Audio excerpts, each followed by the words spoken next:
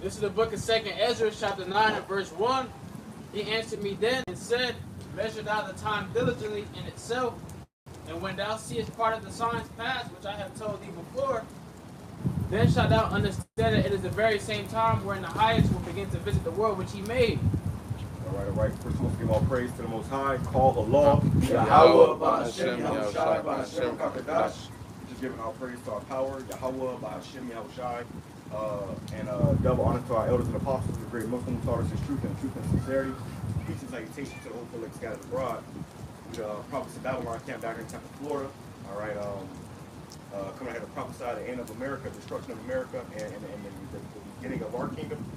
And as you see, it's a little rainy today, so we out here in season, out of season, to do the work of Yahweh Ba'ashem Yahushai, man. A little rain make people go, not come out, but we still coming out to serve Yahweh Ba'ashem Yahushai, truth and sincerity, making our bodies a living sacrifice. All right, bring that back. It says, 2nd Ezra chapter 9 and verse 1. He said, and he answered me then and said, measure thou the time diligently in itself. Measure thou the time diligently in itself, because right now we in the time of prophecy, man. You got everything going on around the world with these wars and rumors of wars. They're talking about drafts. They're talking about a lot of stuff right now, showing you what time we in. And you measure those times diligently in itself, you're gonna understand that this is the Lord doing this, man. The Lord is about to get ready to turn things up. So with that, we want to make sure that we are in the right state. That we in the spirit of Yahweh Ba'ashem Yahushai, Lord, we can be delivered from this destruction that's coming. Go ahead. It says, and when thou seest part of the signs past, which I have told thee before, then shalt thou understand that it is the very same time wherein the highest will begin to visit the world which he made. Right. Wherein the highest will begin to visit the world which he made, which that's our Lord. He's going to come in and visit this world, and first he's going to visit it with destruction, man. Before the Lord makes his ultimate appearing, it's going to be death and destruction out here. It's going to be chaos. It's going to be, a lot of people getting, taken out of the game. All right, go ahead. It says, therefore, when there shall be seen earthquakes and uproars of the people in the world, then shalt thou well understand that the Most High spake of those things from the days that were before thee, even from the beginning. So Lord has spoken these things that are occurring now, before even the beginning, man. All right? The Lord already spake of these things. The Lord already prophesied these things. These things were already written in the book before it even happened. So a lot of people be like, how do you know that we're in the end times? How do you know, why do you believe that? Because you read in the scriptures, and then you see what's going on as of right now, All right, I was dealing with somebody, and I was like, we was talking, and I was like, yeah, we ain't going to war, none of that, nothing happening. So I was like, the scriptures speak about war in the end times, right? And rumors of wars and all these different things. She's like, they was like, yeah. I was like, well, as you see it with the whole thing with Russia and stuff, you have rumors of wars right now. And I got the scriptures out and everything, and that person was confounded because it was like, damn, this might actually be in the end times, man. So, the Lord speaks to his prophets, to be able to show you through the scriptures that we're in these times, man. Right, and you just had this presidential debate with Joe Biden and Trump, which that means that Trump won't be the president, man. All right, he's going to end up being the president. Yeah, they voted more than him. Yeah, this guy Biden was a damn vegetable, bro, and that shows you the scripture says as a ruler of the city, so is his people. Yeah. So if this guy's through, how much more his people, man? They said China was mocking it. Right, these other nations was mocking it, right? Yeah, very entertaining. These Americans didn't really want to watch it, man. They was kind of like, I don't want to watch that shit. I don't watch that shit. But these other countries was watching it, and they was looking at the state of America right now, and America is really through. America is really finished. Yeah, instead of seeing it as a threat, they're seeing it as a joke now. And that's the one thing you don't want your enemy to look at you as a joke. All right, because once they start looking at you as a joke, they don't take you for it. And now that's when they start disrespecting you and shit. Right. So these other nations are going to start disrespecting America. And they really already are, because you just had Russia off the coast of Florida with damn warships and a nuke sub, a nuclear sub. Brothers just tell me they blew up one of the training stations. Yeah, they just had the U.S. did a training. They had a training station, I believe, for fighter pilots or like F-18s or something like that. And then shortly after the training, you see a Russian bomb come and bomb the station where they trained at. All right, and that right there is another sign too for those of you that's in America, especially you Jakes that want to go fight in this war. You can go out there and try to fight for Esau, go through basic training, and then out of nowhere, you get blown to smithereens. Okay, that judgment from Yahweh Hashem Yahweh Shah, man. Okay, and the times that we're coming into, with this script, you know, the times that we're coming into, you got to understand that, hey, the whole world thinks that certain things are coincidence now, but eventually you're gonna know that, hey, it's Yahweh Hashem Yahweh Shah bringing his judgment, man. All right, it's not gonna be hidden. The whole world's gonna know that it's the Lord doing this, man. Right. And it goes on to say, Salaki, and really, we got the heads up. Yeah. The fact the Lord gave us His truth, gave us His wisdom, understanding, He gave us a heads up of what's to come, so we can do what's necessary to serve Him, so that we can be delivered. You know, Lord willing, we can be delivered. If the Lord will be a part of that elect. That's what it's about. Even today, it's about salvation. You know, the whole goal of this thing, being here on the shores of America, is to be delivered from the destruction that's coming, and that's what we desire. And to add on what you said, after this verse, I got one to add on to you.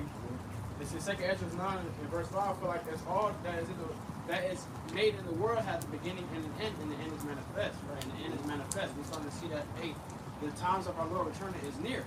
And how do we know that? Based off of the scriptures. The Lord gave His prophets signs to look forward to His coming, man. So we knew, okay, hey, the Lord is about to return in this time. Look for this, and that. And like the brother said, we're hearing rumors of wars, man. That doesn't mean the war is about to end next week. No, man, we still have prophecy that must be fulfilled. All right? The testimony of Yahweh Shai, the spirit of prophecy, we still understand that we still have prophecy that must be fulfilled on this side, man. Okay? And jumping down to add on to the brother Abar, verse 7, it says, and everyone that shall be saved shall be able to escape by his works and by faith whereby ye have believed, man. All right, so how are brothers going to escape the judgment that's coming, man, the destruction? It says, by his works, by faith, and whereby ye have believed. So works and faith, man. All right, you got to have works and faith. You can't just have faith alone, but no works. No, there's no nothing to back your faith up, man. There's no what's the stability behind your faith, man. Okay, you can't just have work, no backbone, yeah. And you can't just have works but no faith, man. Okay, you just putting forth work, but you don't have faith behind it, man. What's the purpose? And it said, shall be preserved from the said perils, and shall see my salvation in my land, within my borders, for I have sanctified for me. So I have sanctified them for me from the beginning, man. Okay, ultimately really going into the Lord's elect. But by your faith and by your work, and whereby you have believed, is how you're going to be saved from these said perils, man. And you're going to be preserved from the said perils, preserved from the evils to come to this place, man. Okay, and that's why brothers are out here doing this now, wanting the sheep. Okay, so you can how right side come into the fold and be saved to wake up the elect. Hey, you had this guy Trump. He mentioned in that debate. He mentioned black jobs. They said black Americans are wondering what did he mean by black jobs. And I'll tell you what it means. It means, you know, dead-end job with minimum wage and no benefits. These fast food places and all these retail, you know what Jake work at, man. And it's labor. So really, when you think about it, we still in fucking slavery. That's what that means, and that's what I said. It's an AKA slavery. We still in slavery, man. Yeah. So your so-called black job is a plantation, man. Yeah. It's a common job that a so-called. And you got these niggas that's planning on voting for Trump now, man. Yeah. What you voting for this nigga for? This nigga, you know, they both two devils. They two serpents. They a two-headed serpent, man. But you know, they'd be last to come to the Lord. How about shot, man? You know, and that's why the Lord, you know, got to destroy you niggas, man. Because you'd rather vote over a new slave master than to trust in your Lord himself, man. All right, a lot of people be like, oh, who you voting for? Who you voting for? Fuck the election, man. This is literally just our captivity. The next nigga you put in that seat is going to put your ass in captivity that much more, man. Right, because they got to follow the rules of the powers that be. And this whole thing could have been set up. It's a job. This whole thing could have set up where they made Trump the bad guy, and then all of a sudden they kick him out. They put Biden in, who's a fucking complete vegetable. You know, he does whatever. You know, he's just a face. You know, and then they go and just so they can, you know, put Trump back in there and make him come out with all these fucking, you know, because Trump played that role like he was like he was the people person. Yeah. Nigga, that nigga is a damn elite, man. He's one of these damn devils. It's like a small crisis act scene, man. They're puppets, man. So the higher ups can control them like puppets. You know, so the whole president thing is a job, and they have requirements, they have qualifications. And that's what they signed up for. So, okay, for your requirement, continue to keep these niggas in slavery, for sure. Alright? No one start giving these niggas too much benefits, no, they ain't gonna be able to get the job. You know? Hey, but you gotta, what these presidents do is like, the little recruiting dudes, the recruiting army soldiers that be coming in the hospital and shit. They speak to you sweetly, man. Right. You know, Telling you lies. Yeah. Telling you sweet nothing. These devils are serpents, so they know how to deceive the mass. They know how to, mess with your mind. Right. You know. But I got a precept real quick. We're done with that. This is We was over that. Yeah. This is 2 Peter chapter 1 and verse 20. It says, knowing this first, that no prophecy of the scripture is of any private interpretation, for the prophecy came not in old time by the will of men, but holy men of Yahweh. Holy men, separate men. These ain't no ordinary men. These ain't just no men that you see walking down the street. No, these are the prophets. The Lord put His Spirit upon them. The Lord chose these men personally in the Spirit. Exactly. That's what it said in Brother's Priesthood. It said, I sanctify these men from the beginning of time. You know, to be out here prophesying, to do this laborer's work. To put in the laborer's work for the Lord, man.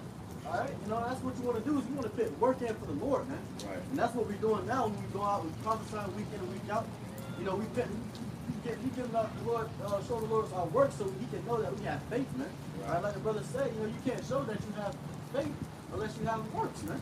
You can't say, okay, I can go take the MOTB. All right? You can say that all alone, but you got to actually put action to it. When it comes up to that time, are you going to actually take it or are you not going to take it, man? That's like, you have a math test coming up, but you're not studying for the math test. I'm going to pass it. I know math. I'm going to pass it. And the test get here, and there's nothing that you're expecting. Right. All right? You're expecting 2 plus 2, but it was algebra, a whole different algorithm, man. Okay, It wasn't what you planned for, what you could have prepared yourself for, man. So therefore, that's going to be a downfall. You're going to get an F. Yeah. And really, you got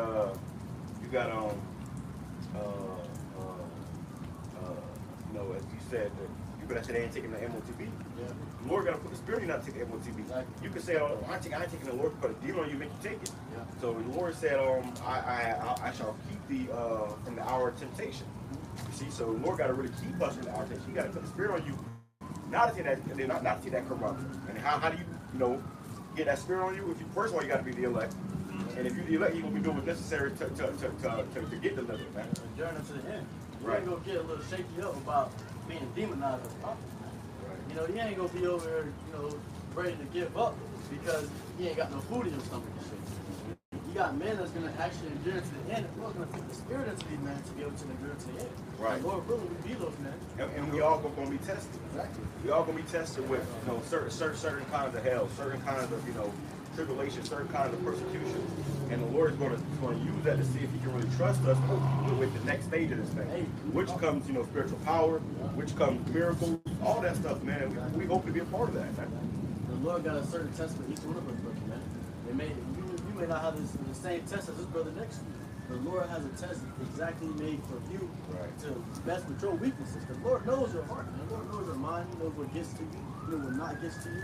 So if you good with dealing with pain, the Lord might go with, going for your family and shit, man. Alright? You gonna let that buck you up in the spirit? They say, your family taking the MOTB, you gonna take it with their ass?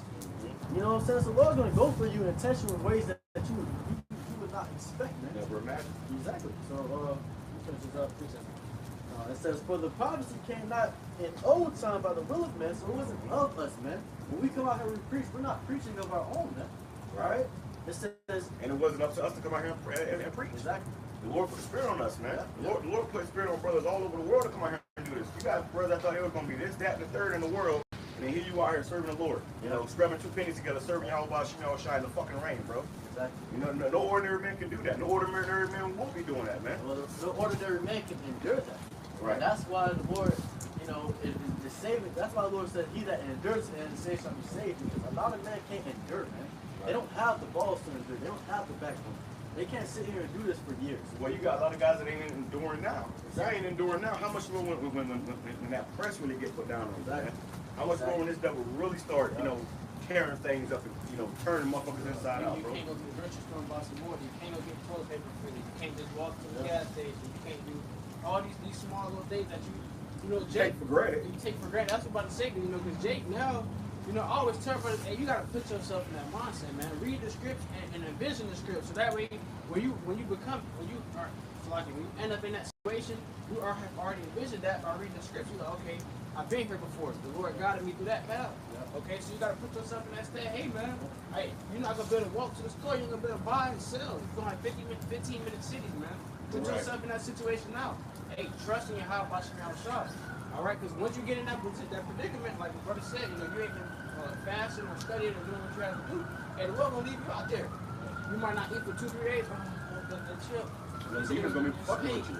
Just like Yahushua, when Yahushua went into the desert, the demons started, you know, fucking with him, trying to flag him. He ain't eat, you know, for like what was it, 4 days before that. He didn't eat nothing, so when the demons start flagging him, fucking with him, that's what happened to us, bro. You know, yeah, you ain't gonna demons say, hey, you know, trying to tempt you, you know. You the son of the Most High, you know.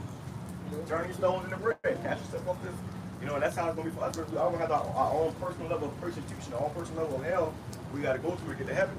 You know? And that's the spirit that you said that. I was talking to the brother in the park, and the car before that, I was saying, and I even told him that, envision that scripture, you shall be tried. All right, the Lord, he's going to test you through those fiery trials, man. Which is really working the testing of your patience. All right, and everybody's going to be tried a certain way. The Lord knows your deepest, darkest fear. And that might just be what Yahweh Shai uses to see if you're worthy of that crown, man. Right. All right, the Lord can take the worst fear in your mind and have it cloud in front of you. What are you going to do? The Lord looking at your countenance, man. And if you prevail, that very road may have just sealed your seat on the chariot, man. Right. That's what this is about. This is about getting delivered, bro. This is about getting salvation. This is about, being on the chariot. Because when that destruction comes, American control comes into the missiles, ain't nothing you can do, that's going to deliver you from this if you're not the elect. Only the elect are going to be able to escape this destruction that's coming. And, you got to have faith and works, So us coming out here in this shitty ass weather, pushing this gospel, when most guys would rather be at home on their couch in their bed, with their family or something, man. Hey, we got to come out here and serve Yahweh Shai. No ordinary person can do that. That's why you got people in the world that look at us like we fucking crazy. In season and out of season, and if you look around, it's like that's what I was going to say before. But when you look around, man, all right, there's nobody out here, man. Right. Last Saturday we were out here with the whole Jake families out here throwing footballs and barbecues. So when a little rain started to come, hey, come on, kid, gotta go. It's time to go. But other prophets out here. Brothers just got through with the winter. Brothers was in the winter like, damn, y'all let the summer get cold. You was cold as hell. Hey, which we in Florida, so we don't get that damn cold. We only see snow.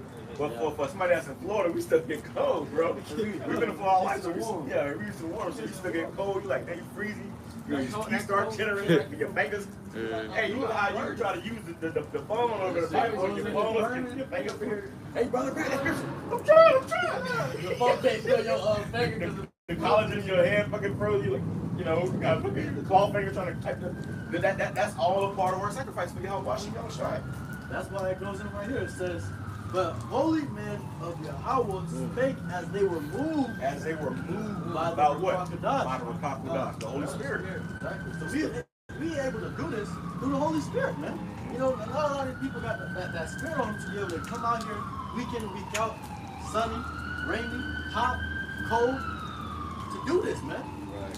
So if niggas bucking up now over the weather, how much more when you got no food in your stomach? Niggas are used to comfortability, man. Right. All right? And the Lord is building us up as men to be used to be uncomfortable.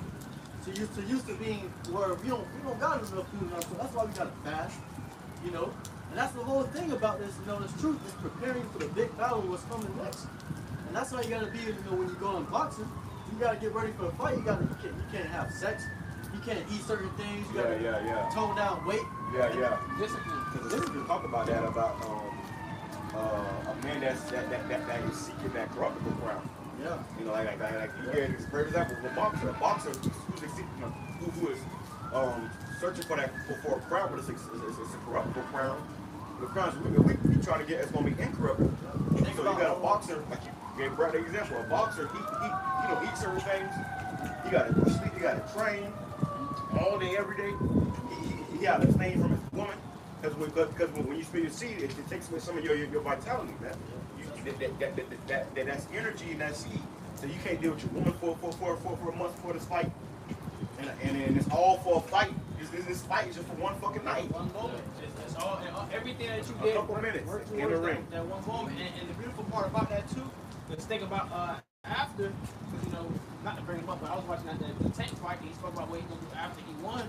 It was like, man, I'm about to go relax, eat me a Philly and some fries. I'm about to go eat this, that, third. Right. Basically, after you put in the hard work and you won in that moment, hey, that's brothers in that chariot. Hey, I'm watching myself. I'm showing y'all you know, you ready to sit back. You know, the thing is with boxing though, is you get knocked out one time, then that might be the end of your career. You know, but you know, brothers, you know, we fall several times, man. All right, we get back up, we keep going, we keep doing it. You know what I'm saying? So that's how we gotta do this truth, man. The Lord is preparing us for Jacob's trouble. The Lord is preparing us for when He comes back. All right, and that's how you make it man. All right, through this truth. You really start to understand how to be a man, the things you're supposed to do, the responsibilities that you have. All right, niggas don't understand their responsibility no more. All right, they're effeminate, man. They can't sit there and stand 3 to 4 hours, you know, just preaching and telling the word, you know, to let other, you know, just preaching the Lord's word and prophesying. They can't do that, man. All right, so imagine how much more it takes trouble. You gotta be on the run for, you know, you gotta keep your mind on the Lord and keep enduring, man.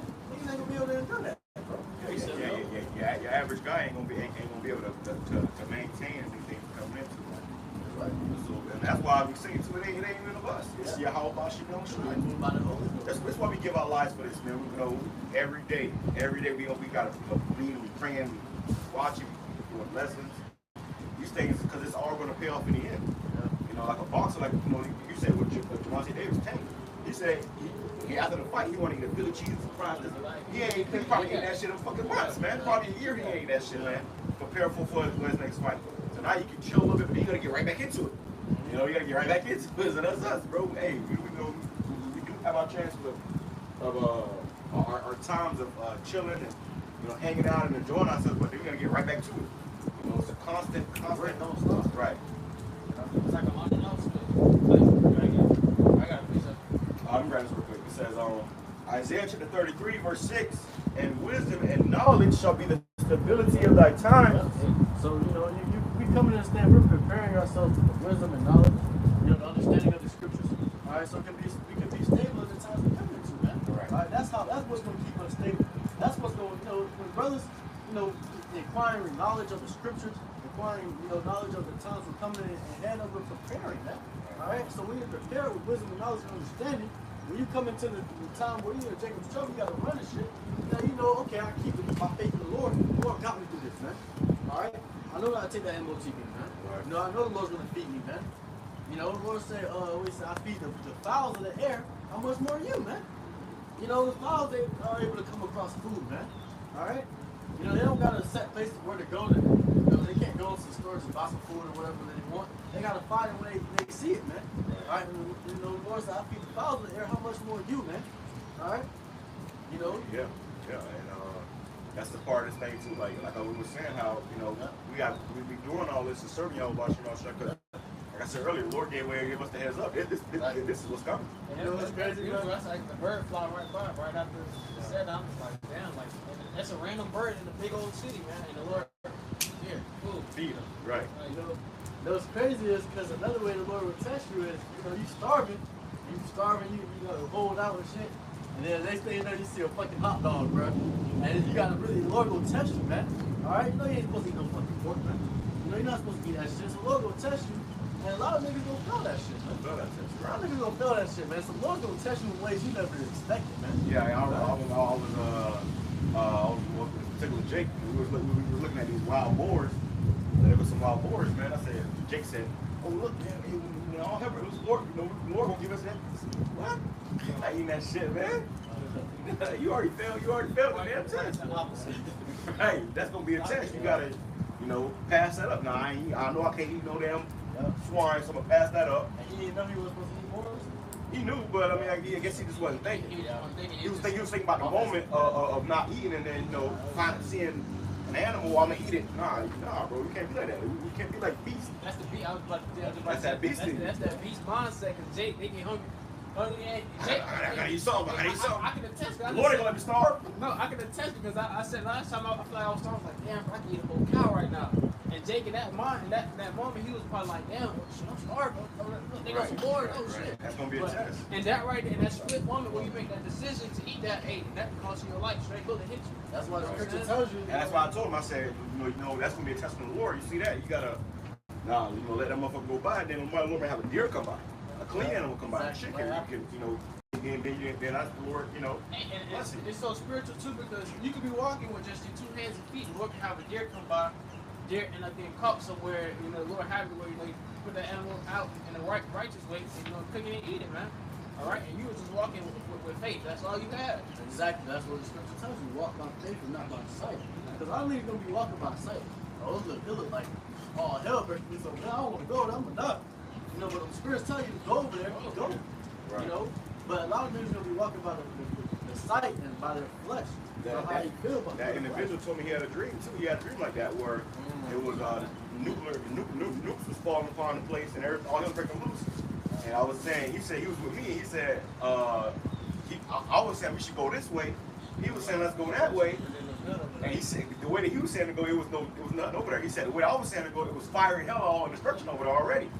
And he was like, no, man. So he said in the dream, we was like kind of going back and forth, arguing, like, no, what should I do? And then he said that he like freaked out and ran into a porta potty and started praying. He came out of the porta potty. I was on while I said I was gonna go, and it was safe over there. And he said where he said to go, it was fire and destruction over there. And you know what's so crazy? So it's all spiritual, man. It's all spiritual. You gotta follow the spirit of Yahweh Shemel Shine. The Lord set things before you, and you really just gotta trust in the Lord in Yahweh Shemel Shine. Probably that's the spirit too, right there. That's teaching you, and that dream is showing you.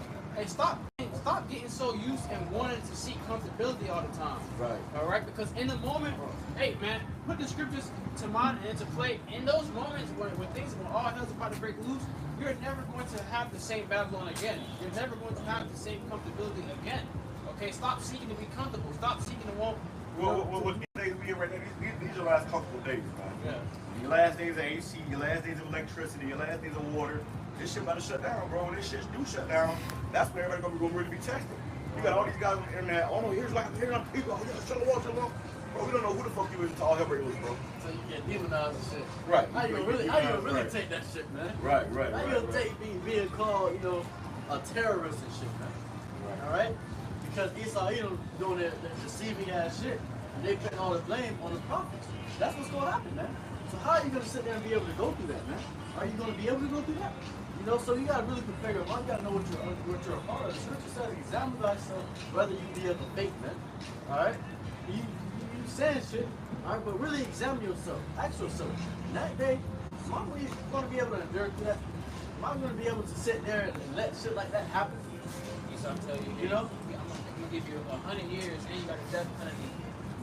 Well, you were just talking about that with the whole draft shit. What did they say about the draft shit? The draft, with the draft, they had the article that was saying if you don't accept to go fight in World War III, you get a treason charge, you go to prison for 5 years. 5 years. Pay a $250,000 fine. A lot of guys ain't even been to the county, man. 5 years of prison. Straight prison. A lot of guys hey, we gonna see, man. It's all let it be seen. So you gotta trust in Yahweh Shemel Shah. Even if you do get cast into prison, man, trust in Yahweh Shemel Shah, which is a lot easier said than done. You never know, man. You go to prison, you gotta knock a bitch out as soon as you get in. Beat, Because you got that. It's gonna be real survival in that motherfucker. They try, and that's life or death. And when you come into certain prisons, you hear stories all the time. If you look sweet, you look soft, they come in there, they try you all grip. Oh yeah, come on, run that. You decline the fight, whatever case may be. You're gonna be getting punked that whole time. Your life gonna be in danger, man. Right. And that's how people end up turning. And that's why a lot of people gonna choose it to go fight in the war. What was those other ones though? $250,000 fine. So they don't got that. Yeah, no, they don't got that. Got $250,000. So they making sure that they leave you no route to consider but going to war. When you go to war, it's suicide. Because you go to war, you gonna turn to the top soon, man. That's it. You ain't coming back, bro. They send your ass off to your destruction. They gonna have UN troops over here brutalizing your family, man. You can watch the movie called D-Day, I believe, where the World War II soldiers pulled up on the shores. Oh yeah. And as soon as the door, it was people who never been to war. As soon as the door dropped, all of them getting mowed down. People couldn't even get off the boat. They went over there just to die. Literally, man. And that's what they're gonna do with Jake. They're gonna put Jake on the front lines, man. They always do that shit with Jake. Put Jake on the front lines, and you know, you are just cannon fodder to whatever's these. And then on top of that, you going to somebody else's country to fight. What the fuck? You ain't even fighting for your own country. You fighting for somebody else's country. Somebody else problem to do. You go over here to Russia and Japan, all these different places, man. Them people, obviously they heathens, man, but them people ain't physically do nothing to you, man. Yeah, I saw a video with Jake. He was a veteran and he was homeless and shit. He said if people treat him like shit, he stank, can hardly get food. He's a Jake, and he's a veteran. He actually fought for this country. The Lord said he hates that man of war that is empowered. If you paraphrasing, the Lord ain't with that shit, man. But that's what this country does. So they ain't right no matter what. They'll send you out there into your own destruction and leave you out there to die, man. So, hey, you gotta take prison, man. Cause we gonna be in cast in the prisons anyways. So let me finish this up. It says, Isaiah chapter 33, verse 6, and wisdom and knowledge should be the stability of thy times, and the strength of salvation. The fear of Yahweh Ba'ashem Yahushai is his treasure. And the fear of the Lord is his treasure, man. That's what's gonna keep brothers going. Alright? It says, and the wisdom and knowledge is going to be the stability, man. That's going to be the root of the times that we're in to get us through that, man. If you want to make it to the chariot, you got to have wisdom and knowledge. All right, that's going to be your stability through the times of Jacob's trouble and the perils that's coming to this earth, man. Right. If you want to see the end. Right. And through all that, you have to have faith, man. All right, the fear of the Lord is what's going to keep you driving. It's going to keep you driving. All right, MOTB is going to be mandated and implemented. Damn, I'm hungry. Damn, they tell me if I take this shit. That's food right there. Hold on, wait. The Lord can provide food for me. You're going to eat that food and take that seed up in that moment just to feel comfortable in that moment, then it's going to hit you. Oh, yeah, I can't repent. I can't take it back. I can't, even if you take it out, you still accept it in your spirit. Man. Well, it's going to like a demon jump on your ass. Demon jump on you, and I ain't taking a demon jump on you. Next you know, you snap out of it, now you get, because that's about deep, you snap out of it, you got a bit on your hand. Because it was already willing Yahweh Ba'ashem for you to take it, man. No matter what you could have did or how you would have went about it, it was already set up for you to take it. So if it's the Lord's will for you to take it, you're going to take it. You know, that's what this thing is, a thing of faith and hope and fear. You see? Because the Lord, you know, and even us, we can be out here serving the Lord, and the Lord can say, nah, I ain't fuck with you. So you better take it, man. This is why we move off of fear of Yahweh Ba'ashem so we can be delivered, because you really don't know. You know, you don't know if the Lord won't have mercy upon you, and you can't do it. I know the Lord won't save you. Who the fuck you think you is? The Lord will leave you. I said, oh, you crazy, man. Let me one of those words. This is Isaiah chapter 33, verse 1. Woe to thee that spoilest, and thou wast not spoiled, and dealt treacherously, and they dealt not treacherously with thee. When thou shalt cease to spoil, thou shalt be spoiled. Hey. And when thou shalt make an end to deal treacherously, they shall deal treacherously with thee. And they shall deal treacherously with thee. And it's really going back into Esau, man. Right. All right, you dealt and came on the lands and slaughtered the so-called Native Americans, man. You bombed Hiroshima and Nagasaki. You've been dealing treacherously with all these different people, all these different types of nations. So when it's the time for you to finally come to, oh no, I'm not that spirit. I don't want to do that. Someone saw that from prophets of Babylon for Lauderdale do when these devils shall come. Oh, you said what? Oh, that's the precept. It's precept. That's brother Ariel. Yeah, shalom, brother. Yahweh Ba'ashem Shabrakatah. So what you can do is you can read that precept. But let us finish our precept. Hey, I was saying, man. Hey, when it's time now when Esau want to stop dealing treacherously, but hey, the world's about to deal treacherously with you now, man. Right. All right, that same spirit you had is about to be turned back on you, and now you about to feel the wrath, man. That's why the scripture says the curses shall be turned upon thy enemies. All right, so Esau's gonna have to feel the same curses we felt. Right. You know, And they made these other nations feel. Yeah. You gonna put fear in these other nations, and now you're gonna put fear in you. Hey, it's the same thing. What goes around comes back around. And the same thing with Hiroshima and Nagasaki, man. America used atom bomb on men, women, and children on cities. And I went and watched a documentary on that. Hey, that explosion was a lot bigger than people expected, man. Like this man literally killed men, women, and children. Whole cities. Whole cities, man. And that was two different. Hiroshima is one city, and Nagasaki is one city, man. And this double bombed those cities. Okay, so in return, hey, and the Lord is, and He's just, He's caught with it, man. For all your iniquities, He's gonna bomb your whole country as a whole, in entirety. Right. 100% of America is gonna be destroyed, man. Right. And when you go into those bombs, man, those lands was uninhabitable, man, because it was radiation there. You know, you got people that survived that blast and they died later from cancer. You got their kids that people that was pregnant or whatever, you know, they kids. Yeah, random people, like, even like now, man, random people walking pregnant, just walking, having fun, shopping, whatever the case may be. Boom, gone in an instant, man. All right, and that right there And is the people who was in the immediate blast, they showed you how people that was in the immediate blast, it was literally like it was a shadow on the wall. like Thanos, like how Thanos snapped the finger in his ass. It was a shadow on the wall from remember and vaporized. They take because I believe your body is like a certain amount of water. Well, when that fire hit, that dehydrates, and you know it was like a shadow on the wall, man. You see like a shadow on the wall of the individual who was standing there, who got eviscerated. Yeah. See if you keep it in your pants, bro. Don't worry about the wrong damn thing. But it says verse 2, O Yahweh, be gracious unto us. We have waited for thee.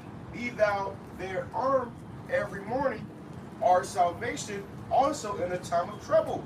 That's what we need. We need the Lord to come deliver us. Because I saw a video the other day. I might do a little lesson on it or whatever. And I saw a video. It was a bunch of Jake. It was off of TikTok, I believe. It was some African bitches doing it. But it was showing these clips from bitches from TikTok or whatever of like these black Americans, man, so-called, as they call us here. But Jake was pretty much saying, like, don't bomb us. We ain't got nothing to do with this. You know, we mutual. We ain't got nothing to do with this. You know, go to the White House. They'll give him the direction to the White House. They'll help him any way he can. All this crazy shit. Man, bro. Hey, listen, bro. when they send these nukes, Putin don't give a fuck about you niggas, bro. Putin gonna burn you niggas up too. His mindset is kill everybody, kill everything in sight. You know, anything that's a product of and that's what we got to serve Yahweh Ba'Shem Yahushua, because, like it said right here, it says, "Oh, Yahweh, be gracious unto us." We need the Lord to be gracious unto us. It says, "We have waited for thee." We waiting for Yahweh Ba'Shem Yahushua, because we know Yahweh Ba'Shem Yahushua. See, these niggas, they don't know Yahweh Ba'Shem Yahushua. They're not waiting there expecting Yahweh Ba'Shem Yahushua. They actually pleading to Putin. Yeah. Niggas on TikTok pleading to Putin. What you pleading to Putin for? Putin can't help you. Yahweh Ba'Shem Yahushua, we supposed to be pleading to, man. It says, "Be thou their arm every morning, our salvation, also in the time of trouble," because we are in a time of trouble. They're talking about a nuclear warning. Like I just saw this guy, Patrick Humphrey. You know, he just did a video about a nuclear warning. That's the time of trouble, man. You know, any day now, because World War III already started. We in the middle of World War III right now. But the end of World War III is going to be nuclear annihilation. You see? America and these other countries, they've been in a proxy war. They've been in war, man. They've been in war. But now we at a point where this thing is about to go nuclear. Hey, okay? And you can't stop it. I mentioned last week, an article that came out that Putin said, it was like the war has already begun. And at the end of it, no matter what, nobody's going to be able to come back from it.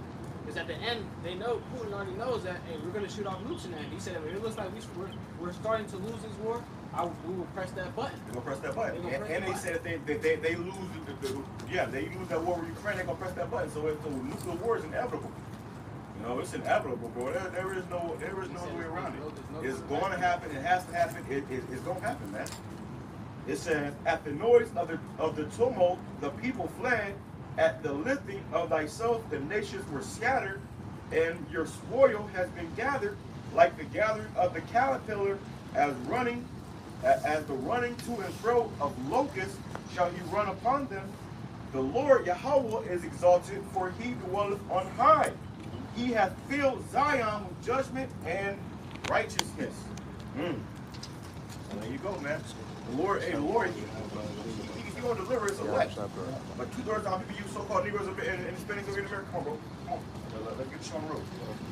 Two-thirds, you niggas out here that ain't right, bro. Guess what? You gonna find yourself in destruction.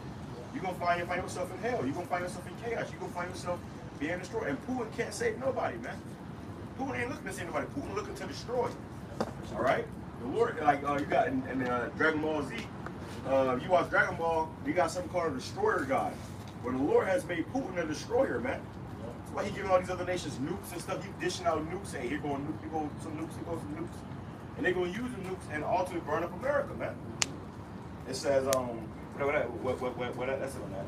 I got a piece of it right here. This is Malachi chapter 4 and verse 1. It says, for behold, the day cometh that shall burn as an oven, and all the proud, yea, all that do wickedly shall be stubble, and the day that cometh shall burn them up, saith the Lord of hosts, and it shall leave them neither root nor branch. So it's a day coming where America's going to get, blasted off the planet Earth, man, with all nukes.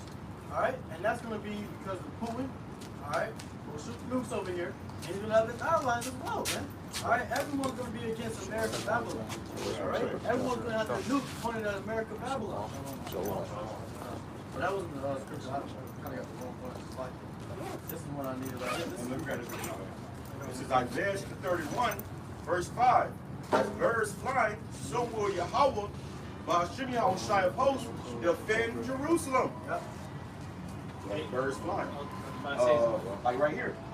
Like you see right here on this poster right here, you got these right here are chariots. Well, this is what we call UFOs. So these chariots are going to fly in a formation like a bird. And the Lord says, as birds flying shall you deliver Jerusalem, which is Israel. Jerusalem is a people before it's a place. So we are that Jerusalem, man. And we need to be delivered from this destruction that's coming. Because when this man sent nukes over here, ain't nothing we can do. Ain't no way we can hide. Ain't no bunker you can go into and hide from them nukes. And Biden ain't gonna give you no Air Force One flight out of here, man. You know, it ain't happening. So what? You gonna need Yahweh to deliver you, man. Y'all come over here on this. So it says, as birds flying, so will the Lord Yahweh of hosts defend Jerusalem. Defending also, he will deliver it, and passing over, he will preserve it. So the Lord will preserve Israel, man. You know, and that's what we're hoping for, that the Lord have mercy upon us and deliver us from the destruction that's coming. It's inevitable, bro. When them nukes get shut off, nothing else gonna fucking matter. Not your woman, not your house, not your car, not your job. None of that shit's gonna fucking matter. All that's gonna matter is our faith and what we did for Yahweh Shai while we was on this earth. Hey, I got this scripture right here. Well, let me finish this up. I just want to have a little more. It says, turn ye unto him from whom the children of Israel have deeply revolted. Because we all, fell off and came up against Yahweh Shai. You know, it says, for in that day, every man shall cast away his idols of silver and his idols of gold, which your own hands have made unto you for a sin. You know, all the idols you believing in, Jake, and we in that day now where Jake is leaving Christianity, they leaving Islam, they leaving this bullshit, and they coming into serving Yahweh Shai. Whoever's meant to, if they be the elect. All right? So, but Jake is really living Christianity that much more though, man. Because now you start to see Christianity as a joke, man. Oh yeah. You know, because now you start to see this shit ain't all love, man. Alright? You got a war about to come. You know, shit, you start to find out the lies in the Christian churches, man. Beautiful. You know, so that's Make sure you hey, you had and any priest as brothers drop. Our church, the pastor was selling plots of land in heaven, so called for $100. All right, so it was basically saying, you put up $100, we'll buy you a plot in heaven. Yeah, right, make sure you got them there, precepts. It's going to show you, man. All right, that these churches are against the scriptures, man, and they all out of whack. It's about money, man, because the Lord doesn't deal with mammon. Okay, He's not dealing with that. All right, they don't have the truth, but the Lord also said, buy the truth and sell it not. So if you claim that you have the gospel or the truth, you should not be selling it, man, or have money involved, man. That's the whole point. All right. Now, this is Malachi chapter 1 and verse 4. It says, whereas Edom said, we are impoverished, but we will return and build the desolate places. right. And that's what they did with America. Edom fell, in the Roman Empire, and they came and built America. That's why America resembles the kingdom of Rome. You know, it's a resemblance all over because the same people are in power. All right, so then they came and they built, and they still build it to this day. You can't go down certain streets without it being traffic and shit, man. And they don't stop building. They think that this place is going to endure forever. What's that scripture? They think that their house shall endure forever. Shall continue forever. They think that America will continue forever, man. They named the streets after them. But if we down here in the South, bro, in the South, you got these Confederate, soldiers, from the Civil War that's still being reverenced to this day. Shit, Well, that shit ain't gonna happen for much longer. We got the statues around here at this part of the slave owners. And stuff Right, like that. right. Yeah, they be having the flags and stuff. And you got they so proper they be having them back in their trucks. All kinds of that. Well, you go on the highway. I forgot what highway it was. One of the main highways. Yeah, you got a big ass Confederate flag, and then when you look down, on the side of the highway, it's an actual, monument unto those Confederate soldiers. So these devils still got stop, and those were slave masters. Okay, and they still have a certain establishment here. Well, when the Lord comes, He's gonna destroy all this, man. That reminds you of your captivity, man. Right. And people was petitioning to get it taken down for the longest, and they said they can't do it because it's on private property. So the Lord gonna come and take it down. How you gonna take it down? He gonna burn that bitch down. Go ahead. It says, "Thus says the Lord of hosts, they shall build, but I will throw down. They shall call them the border of wickedness, and the people against whom the Lord have indignation forever." So we'll have indignation forever for Esau here, man. All right, and that's Which is righteous anger. righteous anger. Yeah. The Lord is pissed off with these Edomites, and that's forever. Yeah. He ain't ever gonna take his anger off you Edomites, man. That's why you got to exterminate you. Right. And that's why those nukes were created for you. Hey, Esau got a perpetual hatred towards us, man. Grab that. God. We need more precepts, brother. We need more precepts. It says, "They shall build, and I will throw down." So Esau and Edom have built their whole kingdom up. The Lord's gonna throw all this shit down like a fucking sandcastle, man. Right. So Lord Spend all that time trying to build that sandcastle. Yep. In 1 hour. Somebody kick that bitch down. You're right. Somebody just kick that bitch down, man. Right. That's what the Lord's gonna do. He's gonna kick this shit down, man. All right, and burn this bitch up. And that's the hurt. Devastating. Exactly. Yeah, you throw all that time and energy, build some up before they get thrown down. The Lord gonna do that with this place, man. So Esau and they know, they already know. That's why they leaving the country and shit. They don't live here in America, bro. They live in Switzerland somewhere. They live in somewhere where it's a neutral zone. Sweden. Iceland. Go ahead. This is the book of Jeremiah, chapter 50, and verse 13. It says, "Because of the wrath of the Lord, Yahweh Shemel Shai, it shall not be inhabited, but it shall be wholly desolate. Everyone that goeth by Babylon shall be astonished and hiss at all her plagues." So America's gonna be wholly desolate, completely destroyed, man. They say everyone that goes by Babylon, you may fly, come by this place in a boat. You may fly by Babylon and you're gonna hiss like, damn. You're gonna look at this place from, even us, we in the kingdom of heaven, we gonna pass over this place, in our chariots and whatnot, and show our children. We speed on that. Because you got 2/3 going to be destroyed on this side, they will come back in the kingdom of heaven through the loins of the elect, where we be part of that number. You're gonna look at it down in America like, damn. I used to live right there. We used to prophesy right there. And it's gonna be just straight black. It's gonna be a desert. It's gonna be a fucking utter wasteland, man. It's gonna be a nuclear fallout, over this place, man. The only thing that's gonna be able to live here is desert creatures, man. So America's gonna be memorial to the whole world. And when they pass by, they gonna hiss. Bring that part back. It says, "Everyone that goeth by Babylon shall be astonished and hiss at all her plagues." And hiss at all her plagues, because that final plague is thermonuclear annihilation. That's the final plague that's coming to this place. So when this plague comes, it's gonna be a final plague, and that's gonna be a plague that will completely destroy this place. America gonna be ready to be destroyed before the nukes come. The Lord said, "I come to send fire when wealth already be kindled." It's already gonna be hell on earth over here. But this is the finale. So they're gonna hiss at all her plagues, and they see America be destroyed, because they're gonna hear about all the other stuff too, though. They're gonna hear about the inflation, the people eat each other. America gonna be a fucking a badlands zone. But they're gonna see when they see what the outcome of America is when nukes hit. People will be, damn. And we prophesied about it before it happens in the land of America, man. Right. In the land of America. You see? Go ahead. It says, "Put yourselves in array against Babylon round about. All ye that bend the bow, shoot at her, spare no arrows, for she hath sinned against the Lord." Shoot at her, spare no arrows. That's not, And the arrows are talking about these nuclear missiles. The USSR, all these missiles, they ain't gonna spare none of these arrows, bro. They're not gonna, we're gonna use these, we're gonna save some for later. No, they're gonna use every nuke they got, they're gonna hit America with, man. Russian missiles, Iranian missiles. before America can get its missiles off out of their silos, some of them might get off, but some of them may not even get off yet, and the nukes gonna hit the silo. Boom! Gonna cause an even bigger explosion.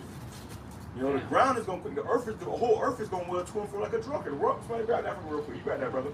The earth shall roll to and fro like a drunken. The whole world is gonna shake because of all the nukes that's hitting this place, man. All the destruction that's being brought upon America. You remember the movie 2012? Right. The ground started. The ground was like a wave. It was like waves for it. It started opening up and shaking. That's why the Lord said that nobody, every knee shall bow. Everybody gonna hit their knees. Oh, hey, ain't nobody gonna be able to stand in that day, man. You see? You're gonna be on the ground screaming. Losing it. It says, shout against her round about, she have given her hand. Hey, an earthquake is terrifying, bro. On a mic, I never experienced one, obviously. I never experienced. We in Florida, we're not Florida. We gonna feel that shit down here in Florida, man. You know, but if you stand on this ground, it's supposed to be stable. You know, people got, they got fear of heights and stuff. When you up in the air, it's different because you see the ground. But when you on the ground, you feel a certain level of comfortability because the ground is, it's here, it's stable. But if this motherfucker starts shaking, Like they're gonna fall down. Yeah, you gonna lose your fucking mind, bro. Or a sinkhole. Yeah. There was a one guy that got he was in what was that? I was in Sarasota, not Sarasota, Sefner, Florida, not too far from here. A guy was in his bed. This is a couple years ago. He was in his bed, and a sinkhole swallowed him up. Yeah.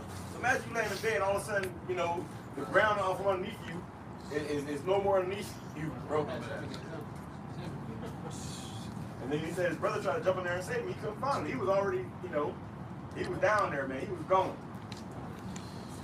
It says, shout against her round about, she had given her hand. Her foundations are falling, her walls are thrown down. Her foundations are falling, her walls are thrown down. So this place is going to be completely done away with, man. It ain't going to be no standing government in that day, bro. It's going to be Mad Max, every man for himself. Yeah. It's going to be complete lawlessness, man. I show you America's already getting weakened. These other countries, they put sanctions on America, they're taking things away. Okay, America put sanctions on these other countries and they shot themselves in the foot. Right. Because now these other countries, they don't need America no more. Now everybody's leaving the American dollar. Because when America put sanctions on other countries, they was weaponizing the American dollar. And the American dollar was the world reserve currency. It was the petrodollar. So everybody needed the American dollar, but you put sanctions on these countries, which means you weaponize the American dollar, and you put everybody in a bind where they say, we're going to do it. So America really shot themselves in the foot by putting sanctions on Russia. Wow, this is they shot themselves in the foot. That's man. I don't think about Russell Elect. I don't think about Esau like, trying to prove a point to everybody like you got the gun. Right. Like, oh, you ain't got no ammunition there. All right. It's only I'm one gonna show bullet. And he shot, right. What you about to do? It's only one bullet. 5 different more outcomes, man. I got it. Boom. First time. First time around. Just up in his foot. And that's what America did, man. And that's why these other nations, that's why you got Russia that's helping establish one of the main players in that BRICS dollar, man. They helping establish that thing, and they saying when that was October or September, they said? October. They want to bring that thing into motion, man. And America ain't been backed by the Fed. Now they can with no problem. See, because that deal with the Saudi Arabians have expired, and now they saying, hey, you know what? We don't need y'all no more. We need y'all to keep the fucking dollar. And the only thing that's giving the American dollar value, because they print money like no fucking tomorrow, that's not backed by anything.